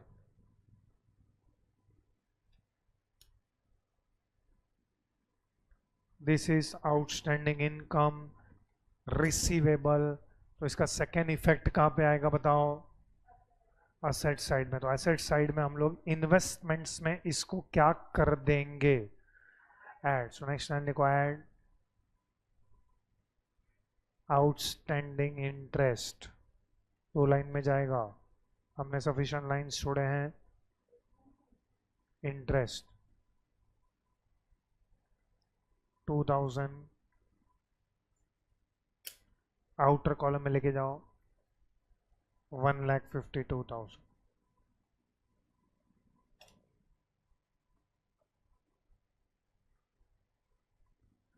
वेरी सिमिलरली हम लोग नेक्स्ट करेंगे is 8% fixed deposit with ICICI bank. तो 8% fix deposit with ICICI bank is 50,000। हमारे नीचे वाले सब एडजस्टमेंट्स हो चुके हैं। Can you tell me 8% fix deposit with ICICI bank, first of all ये 50,000 कहाँ पे आएगा? अरे विच बैलेंस शीट? अच्छा, इसमें मैं क्यों पूछ रहा हूँ, क्योंकि आगे जाके दोनों बैलेंस शीट आपको बनाना पड़ेगा। ओपनिंग भी आपको बनाना पड़ेगा न, क्लोजिंग भी आपको बनाना पड़ेगा। इसके लिए you should be very clear कि कौन से बैलेंस शीट में लिखना है। तो विच बैलेंस शीट में आएगा? ओके, सो क्लोजिंग बैलेंस शीट में एज इट इज ऐसे ही कॉपी करो, 8% fix deposit with ICICI.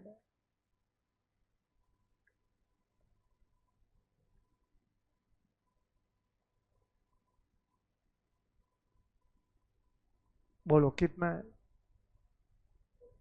Inner call?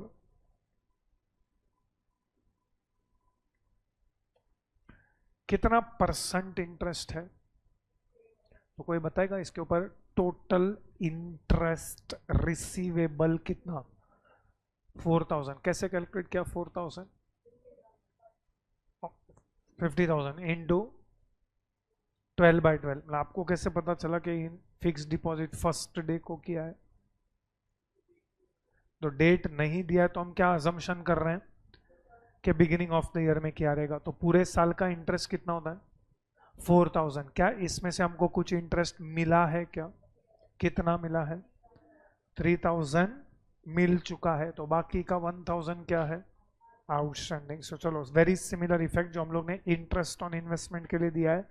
सो ये यहाँ पे लिखे हैं bye interest on fixed deposit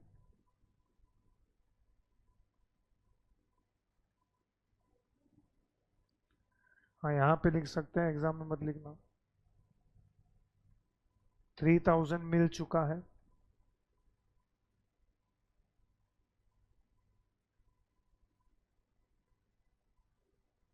add outstanding.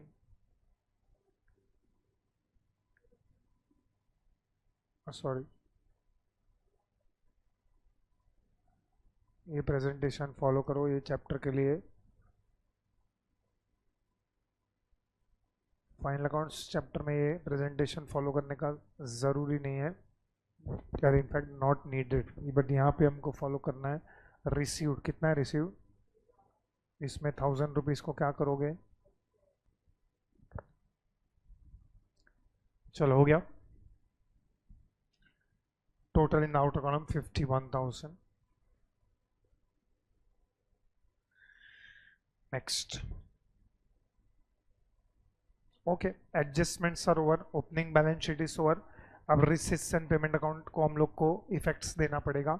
In fact receipts and payment account में भी few things we have already completed, so now we will complete the remaining things. On the receipt side first item is 32,800। बोलो ये 32,800 का effect हम लोग देंगे या नहीं देंगे? नहीं देंगे, वो तो ओपनिंग बैलेंस है। चलो next one, subscriptions we have completed. Next one, donation also we have completed. Receipts from entertainment, जैसे लास्ट टाइम कैसा था टूर्नामेंट रिसिप्ट, तो इस बार ये लोग ने एंटरटेनमेंट रिसिप्ट। एंटरटेनमेंट रिसिप्ट मतलब जैसे मैंने एग्जांपल दिया, जैसा दंगल वंगल ऑर्गेनाइज किया रहेगा, तो दंगल ऑर्गेनाइज किया रहेगा तो उसके लिए जो भी पार्टिसिपेंट्स है उसके पास से वो लोग पैसा लेते रहेंगे, तो रिसिप्ट हुआ। तो सामने एंटरटेनमेंट में एक्सपेंसिस भी किया है 35,000, तो एंटरटेनमेंट से रिसिप्ट 40,000 है, सामने एक्सपेंसिस 35,000 है, तो बाकी का जो 5,000 बच गया वो क्या? Income. So go to income side. Income side पे लिखो बाय एंटरटेनमेंट,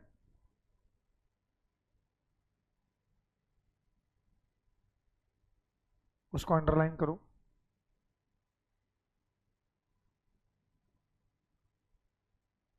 नेक्स्ट लाइन क्या लिखेंगे हम लोग? Yes, receipts, very similar last time हम लोग ने किया था वैसे।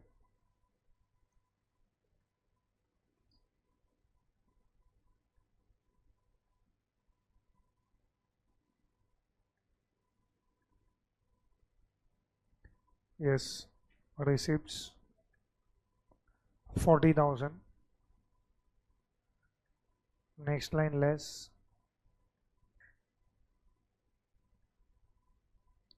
expenses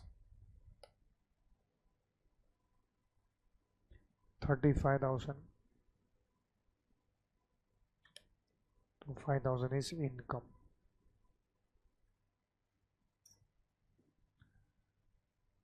चलो रिसिप्ट साइड में नेक्स्ट क्या है? I think receipt side is over. Okay, receipt side is over. Now come to payment side.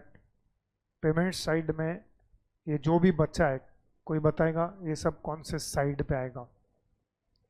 क्या क्या एक्सपेंडिचर साइड पे आएगा? Salary, lighting, general expenses.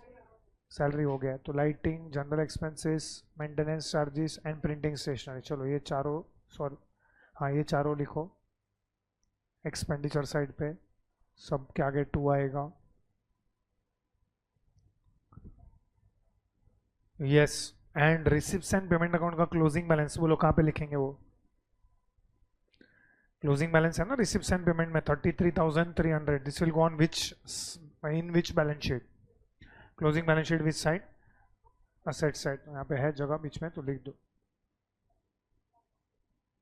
हाँ 2 निकालना है नोट मुझे. पहले हम क्या करेंगे? Cash and bank balance 33,300. ये आपको लिखने के बाद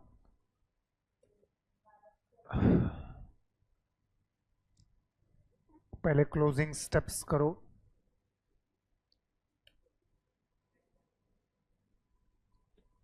आपको मैंने लास्ट टाइम पढ़ाया था वैसे ही करो. इनकम एंड एक्सपेंडिचर का टोटल.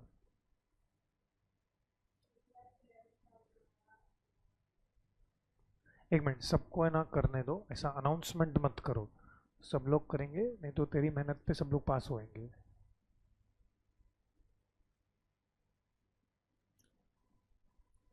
चलो बताओ. How much is excess of incomes over expenditure? Excess of income और एक्सपेंडिचर इज 1,60,000. ठीक है, उसके बाद 1,60,000 को आप क्या करोगे? कैपिटल फंड में आपने क्या किया? कैपिटल फंड का टोटल बोला आउटर कॉलम में. 3,47,800. ओके.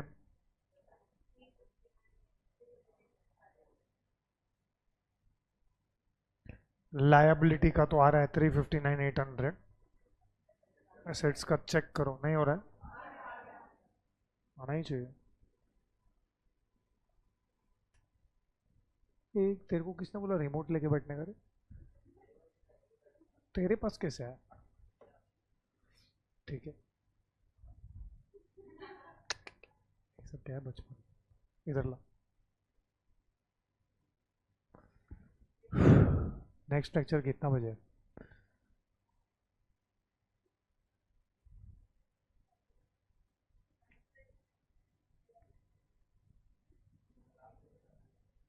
अरे मैं मेरा लेक्चर उसको देने का सोच रहा हूँ. मैं, अरे मेरा तबीयत खराब है इसके लिए. वही तो नहीं मिल रहा है मेरे को. नींद ही नहीं मिल रहा है मेरे को. तुमको अभी 8 दिन छुट्टी है, हमको तो वो भी नहीं है. हमारे इंटर का लेक्चर है, इंटर वाले को छुट्टी नहीं है. क्यों? तुमको किधर जाना ही नहीं चाहिए फाउंडेशन के एग्जाम तक. सॉरी, इंटर के एग्जाम तक. उधर ही बस जाओ फिर गांव में. गांव का लाइफ इज बेटर देन इधर का लाइफ. अरे गांव में सीए बनेगी, पूरा गांव ढोल नगाड़ा बैठ के तेरे को सर पे चढ़ाई बुला रहा हमारे गांव से कोई सीए हो गया है. अच्छा, इसको उसका गाय पड़ा है. अरे बाद में गांव से सीए करके इधर आ जाने का क्या बोल रही है तू? उधर तू किसका अकाउंट्स लिखेगी? सब लोग सिंगल एंट्री फॉलो कर रहे हैं. वर्किंग नोट लिखा रहे हैं, लिखो वर्किंग नोट. कौन से क्वेश्चन का वर्किंग नोट लिख रहे हैं? अच्छा, बैलेंस शीट के नीचे बताओ कितना लाइंस है?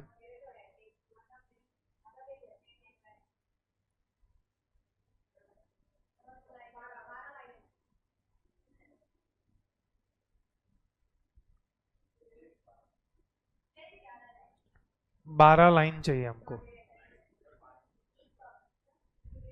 लिखो, ऐसा हेडिंग दो, वर्किंग स्लैश नोट्स। इसे नीचे देखो हेडिंग दिया ना, वर्किंग स्लैश नोट्स। उसमें लिखो नंबर 1, आउटस्टैंडिंग सब्सक्रिप्शन,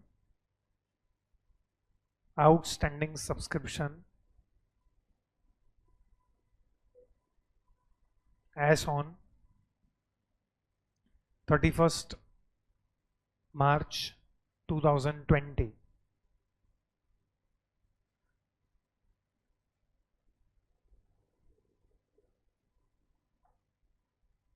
चलो अभी जिसके पास लाइन कम है हम लोग लाइन बताते हैं, तो इमीडिएटली नेक्स्ट लाइन में लिखो total subscription receivable.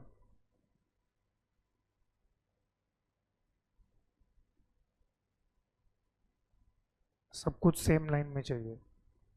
Total subscription receivable, उसी लाइन में ब्रैकेट में लिखो 5000 मेंबर्स इंटू ₹50। उसी लाइन में लिखो 2,50,000।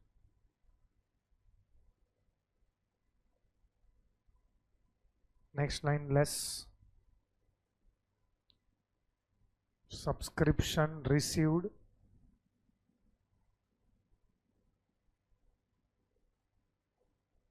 No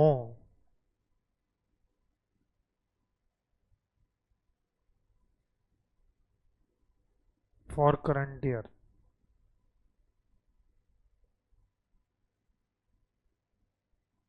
subscription received for the current year.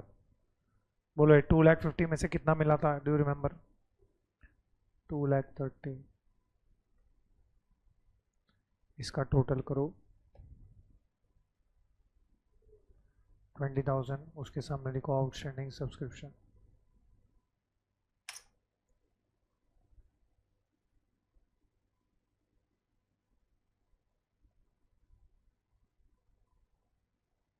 This was our point note 1। चलो बाद में लिखो 2, outstanding interest on fix deposit, outstanding interest on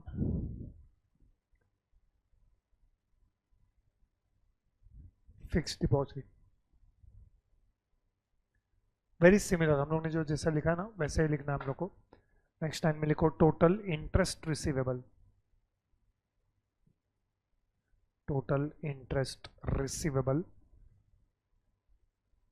वहीं पे ब्रैकेट बनाओ। हम यहाँ पे ब्रैकेट में 8% इंटू 50,000 का एफडी है इंटू 12/12। अच्छा, अभी पूरे साल का इंटरेस्ट क्यों लेने का, तो इसमें हम लोग का एक अजम्पशन है दैट ये एफडी कब किया था, बिगिनिंग ऑफ द, तो यहाँ पे 4,000। नेक्स्ट लाइन लेस रिसीव्ड,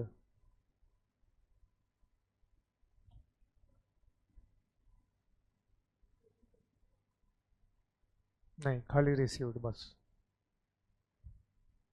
और इन नहीं, for the current year. Don't write in the current year, received for the current year 3,000। 1,000 के सामने लिखो आउटस्टैंडिंग इंटरेस्ट ऑन एफडी।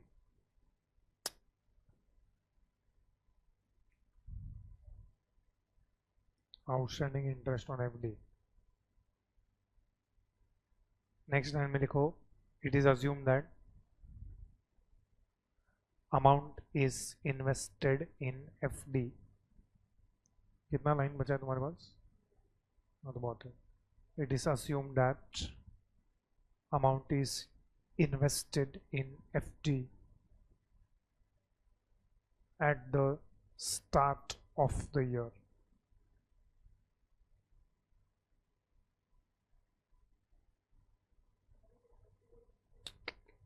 नहीं बताऊंगा यार, नहीं। is invested in FD at the start of the year.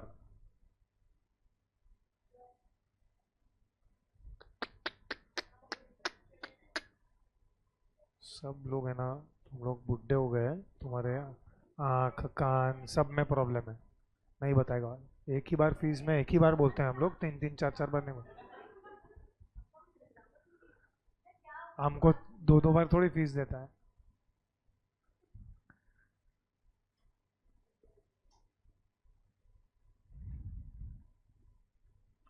चलो 9:18 हुआ है, अभी एक 5 मिनट्स का ब्रेक, 9:25 को स्टार्ट करेंगे। और 9:25 को अगर मैं नहीं आया तो क्वेश्चन 3 का एक मिनट, चलो stop, come to question number 3। तुमको टॉर्चर ही करना है।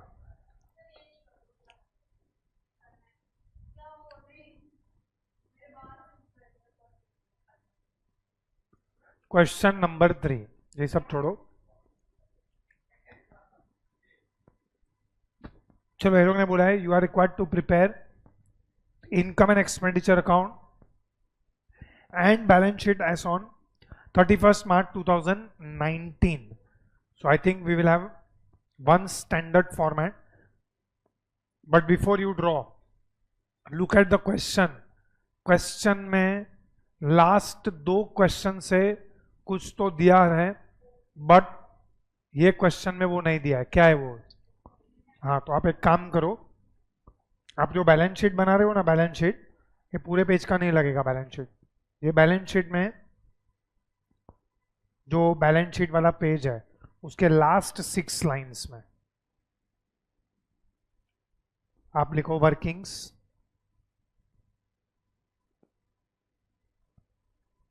Slash notes. Last 6 to 8 lines भी चलेगा।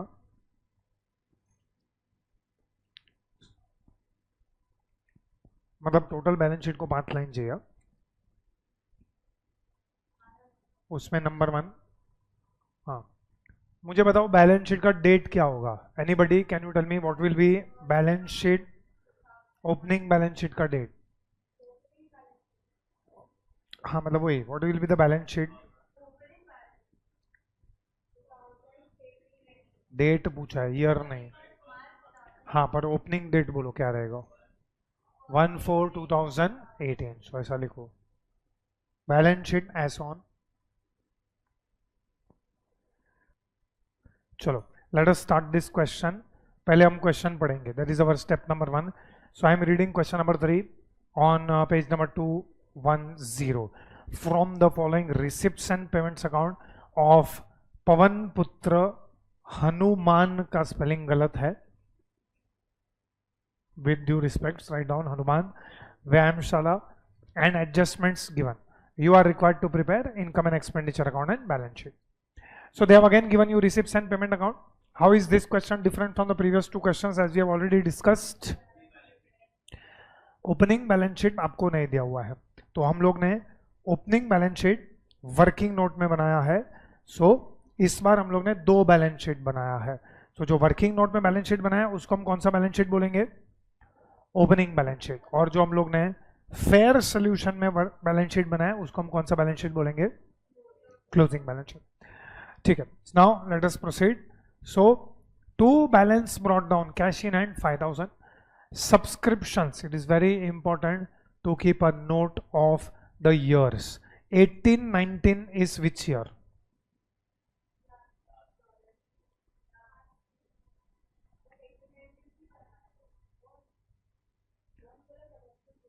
अब तुम्हारा डिस्कस होकर के हो गया रहेगा, तो मुझे बताओ 18-19 is which year? Current year is the correct answer, क्योंकि 31 मार्च 2019 का फाइनल अकाउंट्स तुम लोग बना रहे हैं। सो 18-19 is which year? 19-20 is which year? Okay, आगे बढ़ते हैं। 2 डोनेशंस, फिर से 2 रिसिप्ट्स फ्रॉम एंटरटेनमेंट, तो ये वाले व्यायामशाला ने भी दंगल ऑर्गेनाइज किया है। फिर 2 interest and 2 entrance fees. Payment side पे salaries, entertainment expenses, sundry expenses, electricity charges, rent, investment, printing, stationery, postage, fixed deposit. Very similar to the previous question if you observe. cash in hand and cash at bank. There are 500 members paying annual subscription of rupees 50 each. Outstanding salary was 1200. Assets on date, ध्यान दो, date क्या लिखा है? 1st April 2018. 1st April 2018 मतलब this is beginning of which year? Current year. Building 50,000, furniture 15,000. Provide depreciation and rather on building and furniture 5%, 10%. 50% of entrance fees to be capitalized. Interest on investment at 5% per annum has accrued for 6 months. Capital fund rupees 70,000 on 1/4/2018 is 70,000. ठीक है, चलो आपको बहुत कुछ information दिया हुआ है. I must say this is very similar to the previous question. तो हम लोग ये क्वेश्चन को स्टेप बाय स्टेप सॉल्व करते हैं. तो फर्स्ट ऑफ ऑल मैं adjustment number 3 and adjustment number 7 कर रहा हूं. बोलो 3 में क्या लिखा है? 3 में क्या लिखा है? Building 50,000, furniture 15,000. बोलो ये 50,000 का जो बिल्डिंग है ना उसका दो इफेक्ट क्या आएगा? बोलो opening balance sheet 50,000 and closing balance sheet 50,000 दोनों में आएगा. तो पहले ओपनिंग बैलेंस शीट में लिखो. कौन सा साइड पे आएगा? असेट साइड पे बिल्डिंग को बिठाओ.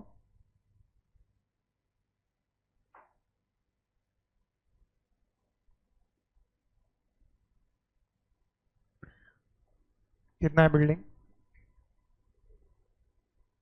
50,000.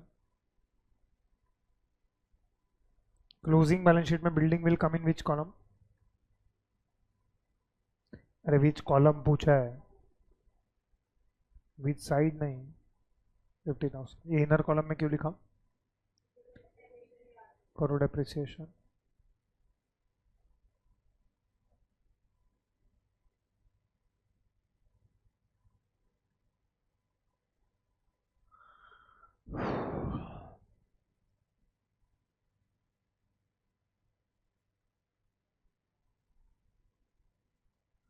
बोलो depreciation is how much percent? कितना होगा? बिल्डिंग पे कितना परसेंट है? 5%. So next time less depreciation.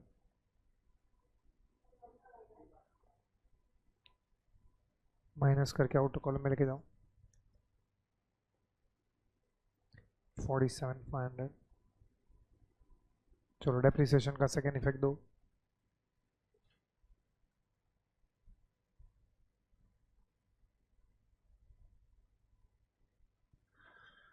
Expenditure side पे लिखो 2 depreciation. Inner column building.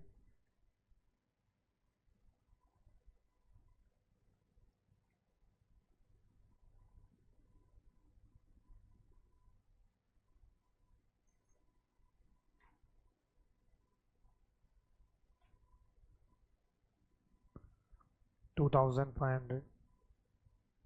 Which is the next fixed asset? बोलो ये फर्नीचर 15,000 का भी दो इफेक्ट बताओ फटाफट. ओपनिंग बैलेंस शीट में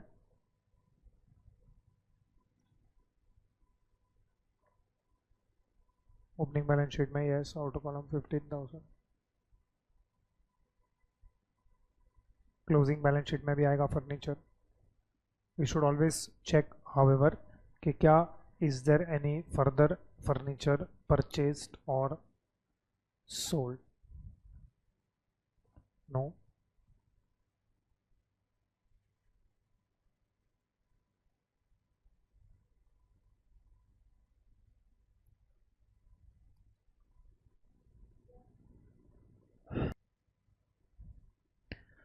चलो furniture 15,000. Next time less depreciation 1,500. तो आउटर कॉलम में 13,500. डेप्रिसिएशन का second effect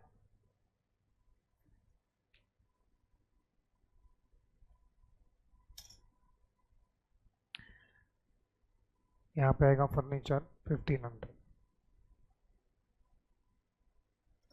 outer column 4,000.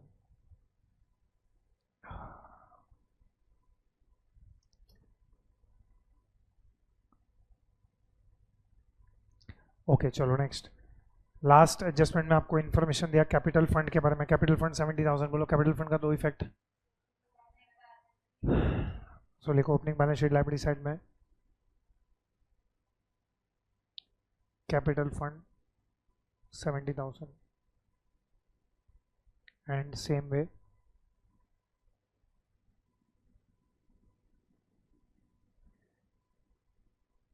Capital fund 70,000। चलो next adjustment number 1 or rather adjustment number 3 and 7 completed. 3 4 भी हो गया। चलो आगे let us start with subscription. Very similar to the last question. कोई बताएगा कि how much is total subscription receivable. 25,000 is total subscription receivable. उसमें से हमको कितना सब्सक्रिप्शन मिल गया? 18,000 ना। 18,000 करंट ईयर का हम चेक करेंगे कि 25,000 में से 18,000 मिल गया है। शुड आई कंपेयर 25,000 विथ 18,000 के 18,410?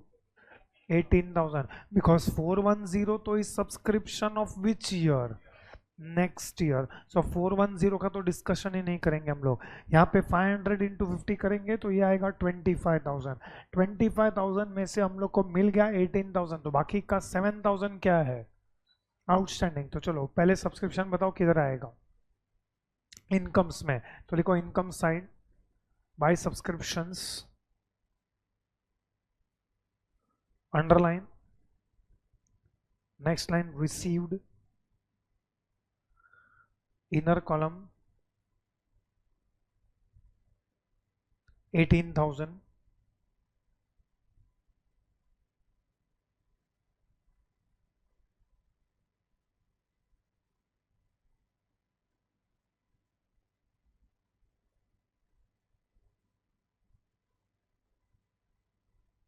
बोलो नेक्स्ट।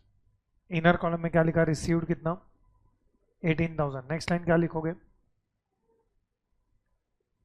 यस ऑफ कोर्स, सब क्वेश्चन में लिखने का without fail 18,000 add outstanding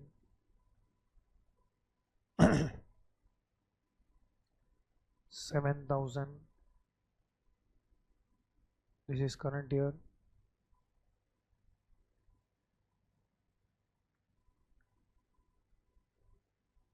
outer column 25,000। बोलो आउटस्टैंडिंग सब्सक्रिप्शन का सेकेंड इफेक्ट किधर आएगा? बैलेंस शीट असेट में लिखो। बैलेंस शीट असेट में यू विल लीव, एक काम करो बैलेंस शीट असेट में ना रिवर्स चालू करो। ये लास्ट लाइन टोटल के लिए ना, उसके जस्ट एक या दो लाइन ऊपर लिखो आउटस्टैंडिंग सब्सक्रिप्शन।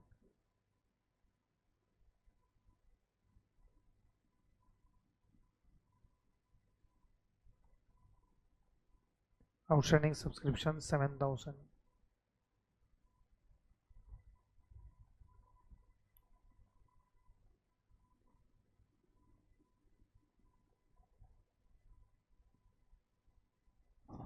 चलो नेक्स्ट।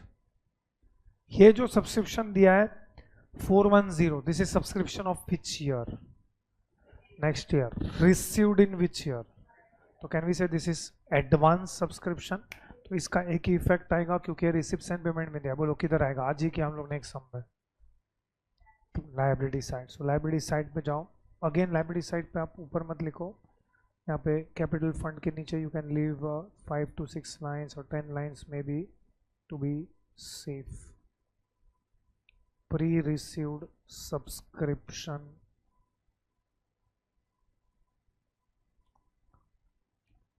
410। चलो ये हो गया, ये हो गया। Okay outstanding salary 1200। चलो आउटस्टैंडिंग सैलरी का इफेक्ट दो भी fast. Come to expenditure. Expenditure side पे लिखो 2 salaries, underline that, next line paid. Very similar to last question, in fact all adjustments are similar. 2 salaries, paid, how much is salary paid,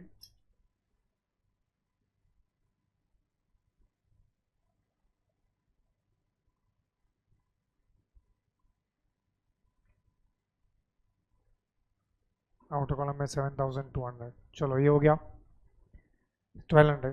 outstanding salary का second effect किधर आएगा, तो pre received subscription लेगा ना, उसके नीचे लिखो outstanding salary 1200, pre received subscription के नीचे लिखो आउटस्टैंडिंग सैलरी 1200।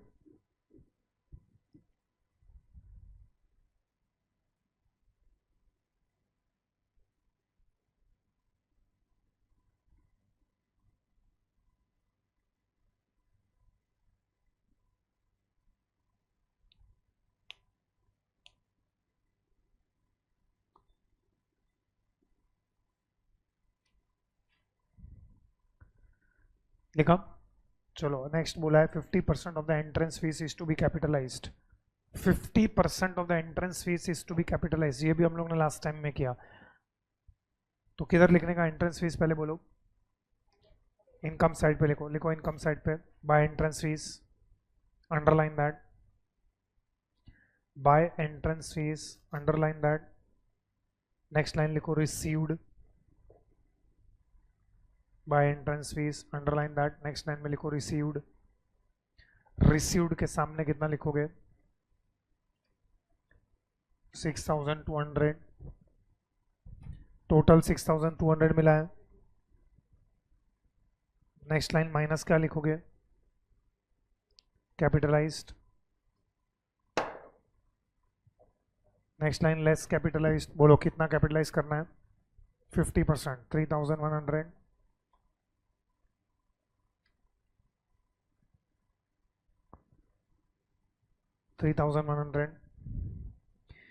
आउटर कॉलम में लेके जाओ 3100, कैपिटल फंड में जाके लिखो add subscription, sorry add entrance fees, add entrance fees,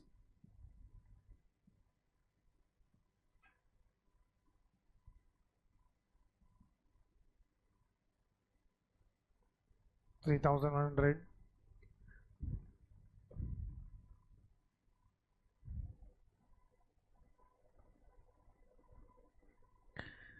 चलो next adjustment which is the last one, sixth one, interest on investment at 5% per annum has accrued for 6 months.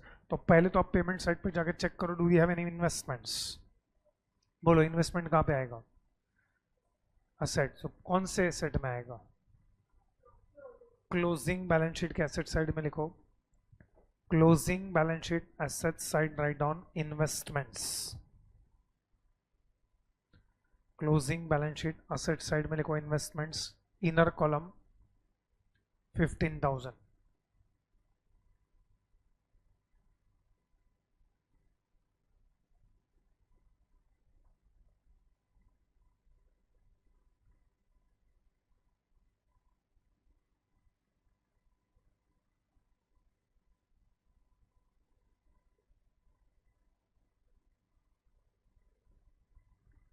Okay now कहीं पे तो check करो, आपको receipt side पे सिर्फ लिखा है to interest.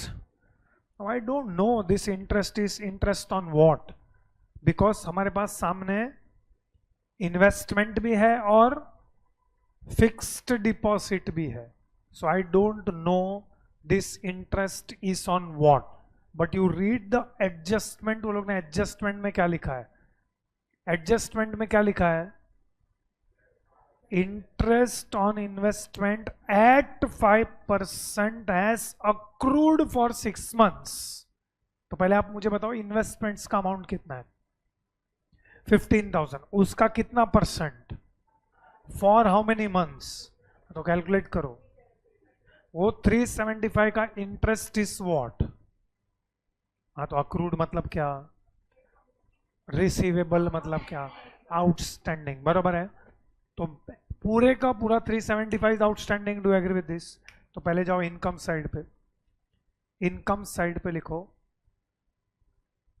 Bye interest, underline that. Next line में लिखो received, inner column 400,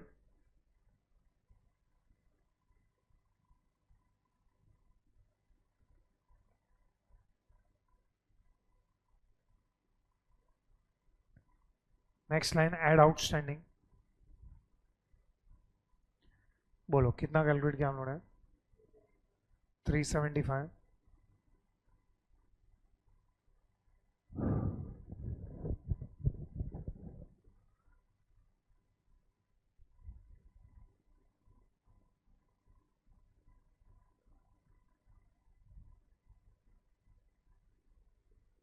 outer column में 775. ओके, देन 375 का सेकेंड इफेक्ट बोलो.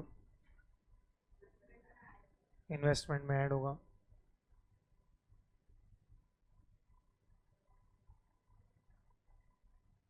Add outstanding interest 375. तो आउटर कॉलम में आएगा 15,375. उसके नीचे लिखो फिक्स डिपॉजिट. चलो सब एडजस्टमेंट्स हो गया. कंटिन्यू राइटिंग उसके नीचे fix deposit.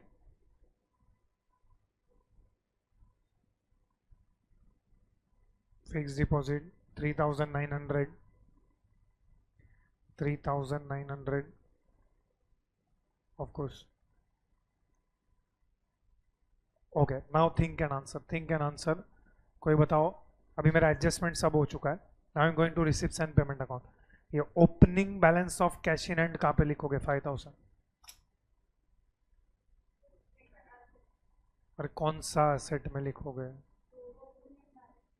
Opening balance sheet के असेट साइड में. इस बार ओपनिंग बैलेंस शीट आप बना रहे हो, यस और नो? तो ओपनिंग बैलेंस शीट के एसेट साइड पे लिखो कैश इन हैंड 5,000.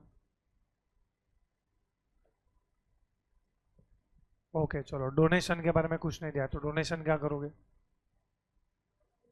लिखो income side by donation 6,000 outer column. अभी सब कुछ आउटर कॉलम में ले आएगा. By donation outer column 6,000.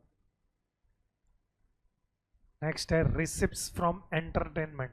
और सामने एंटरटेनमेंट पे खर्चा कितना हुआ है? 2480. तो डिफरेंस हमारे लिए क्या है? इनकम. सो इनकम साइड पे लिखो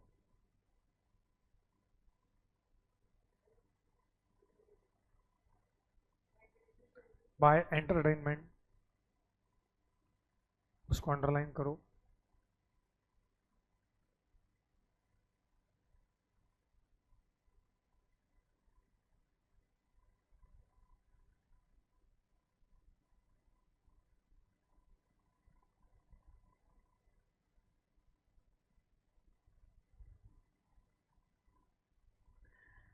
next line receipts, inner column 5,400.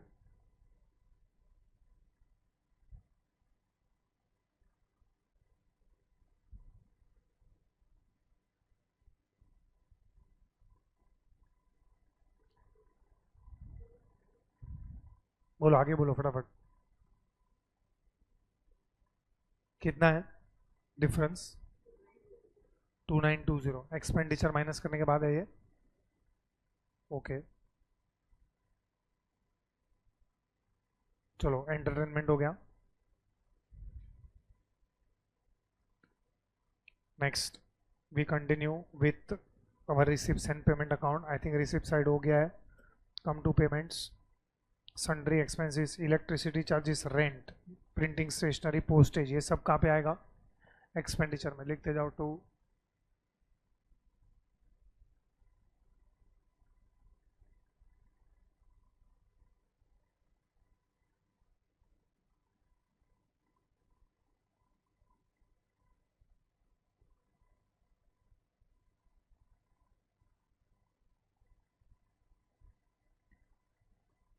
2 sundry expenses 1,300, 2 electricity charges 1,200, 2 rent 700,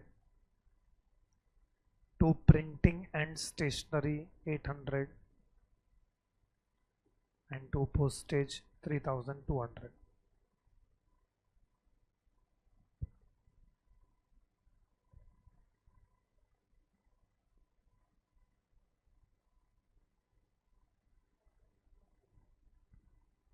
ये सब लिखने के बाद पेमेंट साइड पे cash in hand cash at bank दिख रहा है, वो कहाँ पे लिखने का?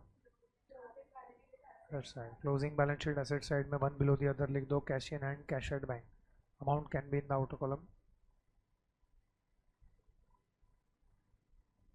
Cash in hand 830, cash at bank 6000.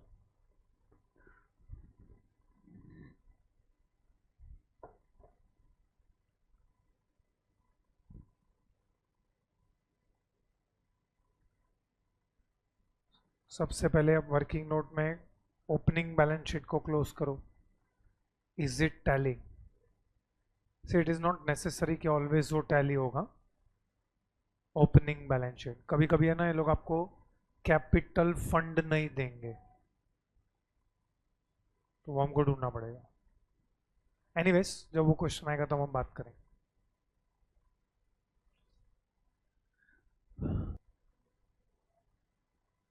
Okay, this time which side is more?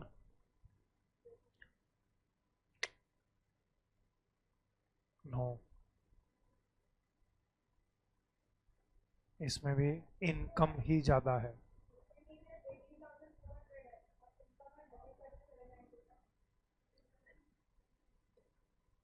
$37,795 income side का टोटल. लिखो लिखो चलो डेबिट साइड पे एक्सपेंडिचर साइड पे लिखो, to excess of incomes over expenditure, to excess of incomes over expenditures. कितना है difference? Anybody got?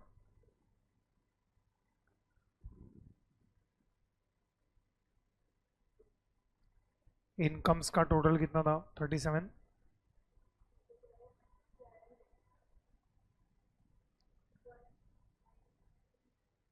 Okay 19395. लेकिन आपको एक्सपेंडिचर में ब्रैकेट में लिखना पड़ेगा सरप्लस, जैसे हम लोग ने फर्स्ट क्वेश्चन में लिखा. चलो सरप्लस को कैपिटल फंड में क्या करोगे? करो ऐड.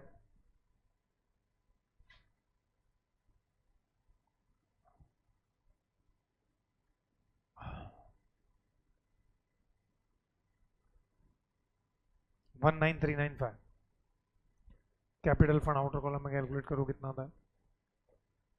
70,000 था प्लस 3,100 एंड प्लस 19,395, 92,495. चलो बैलेंस शीट टोटल करो, it should tally.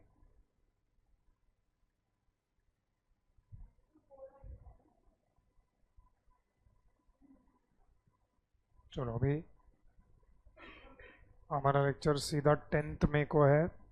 So meanwhile दो क्वेश्चन आप होमवर्क करोगे, क्वेश्चन 5 एंड क्वेश्चन 6.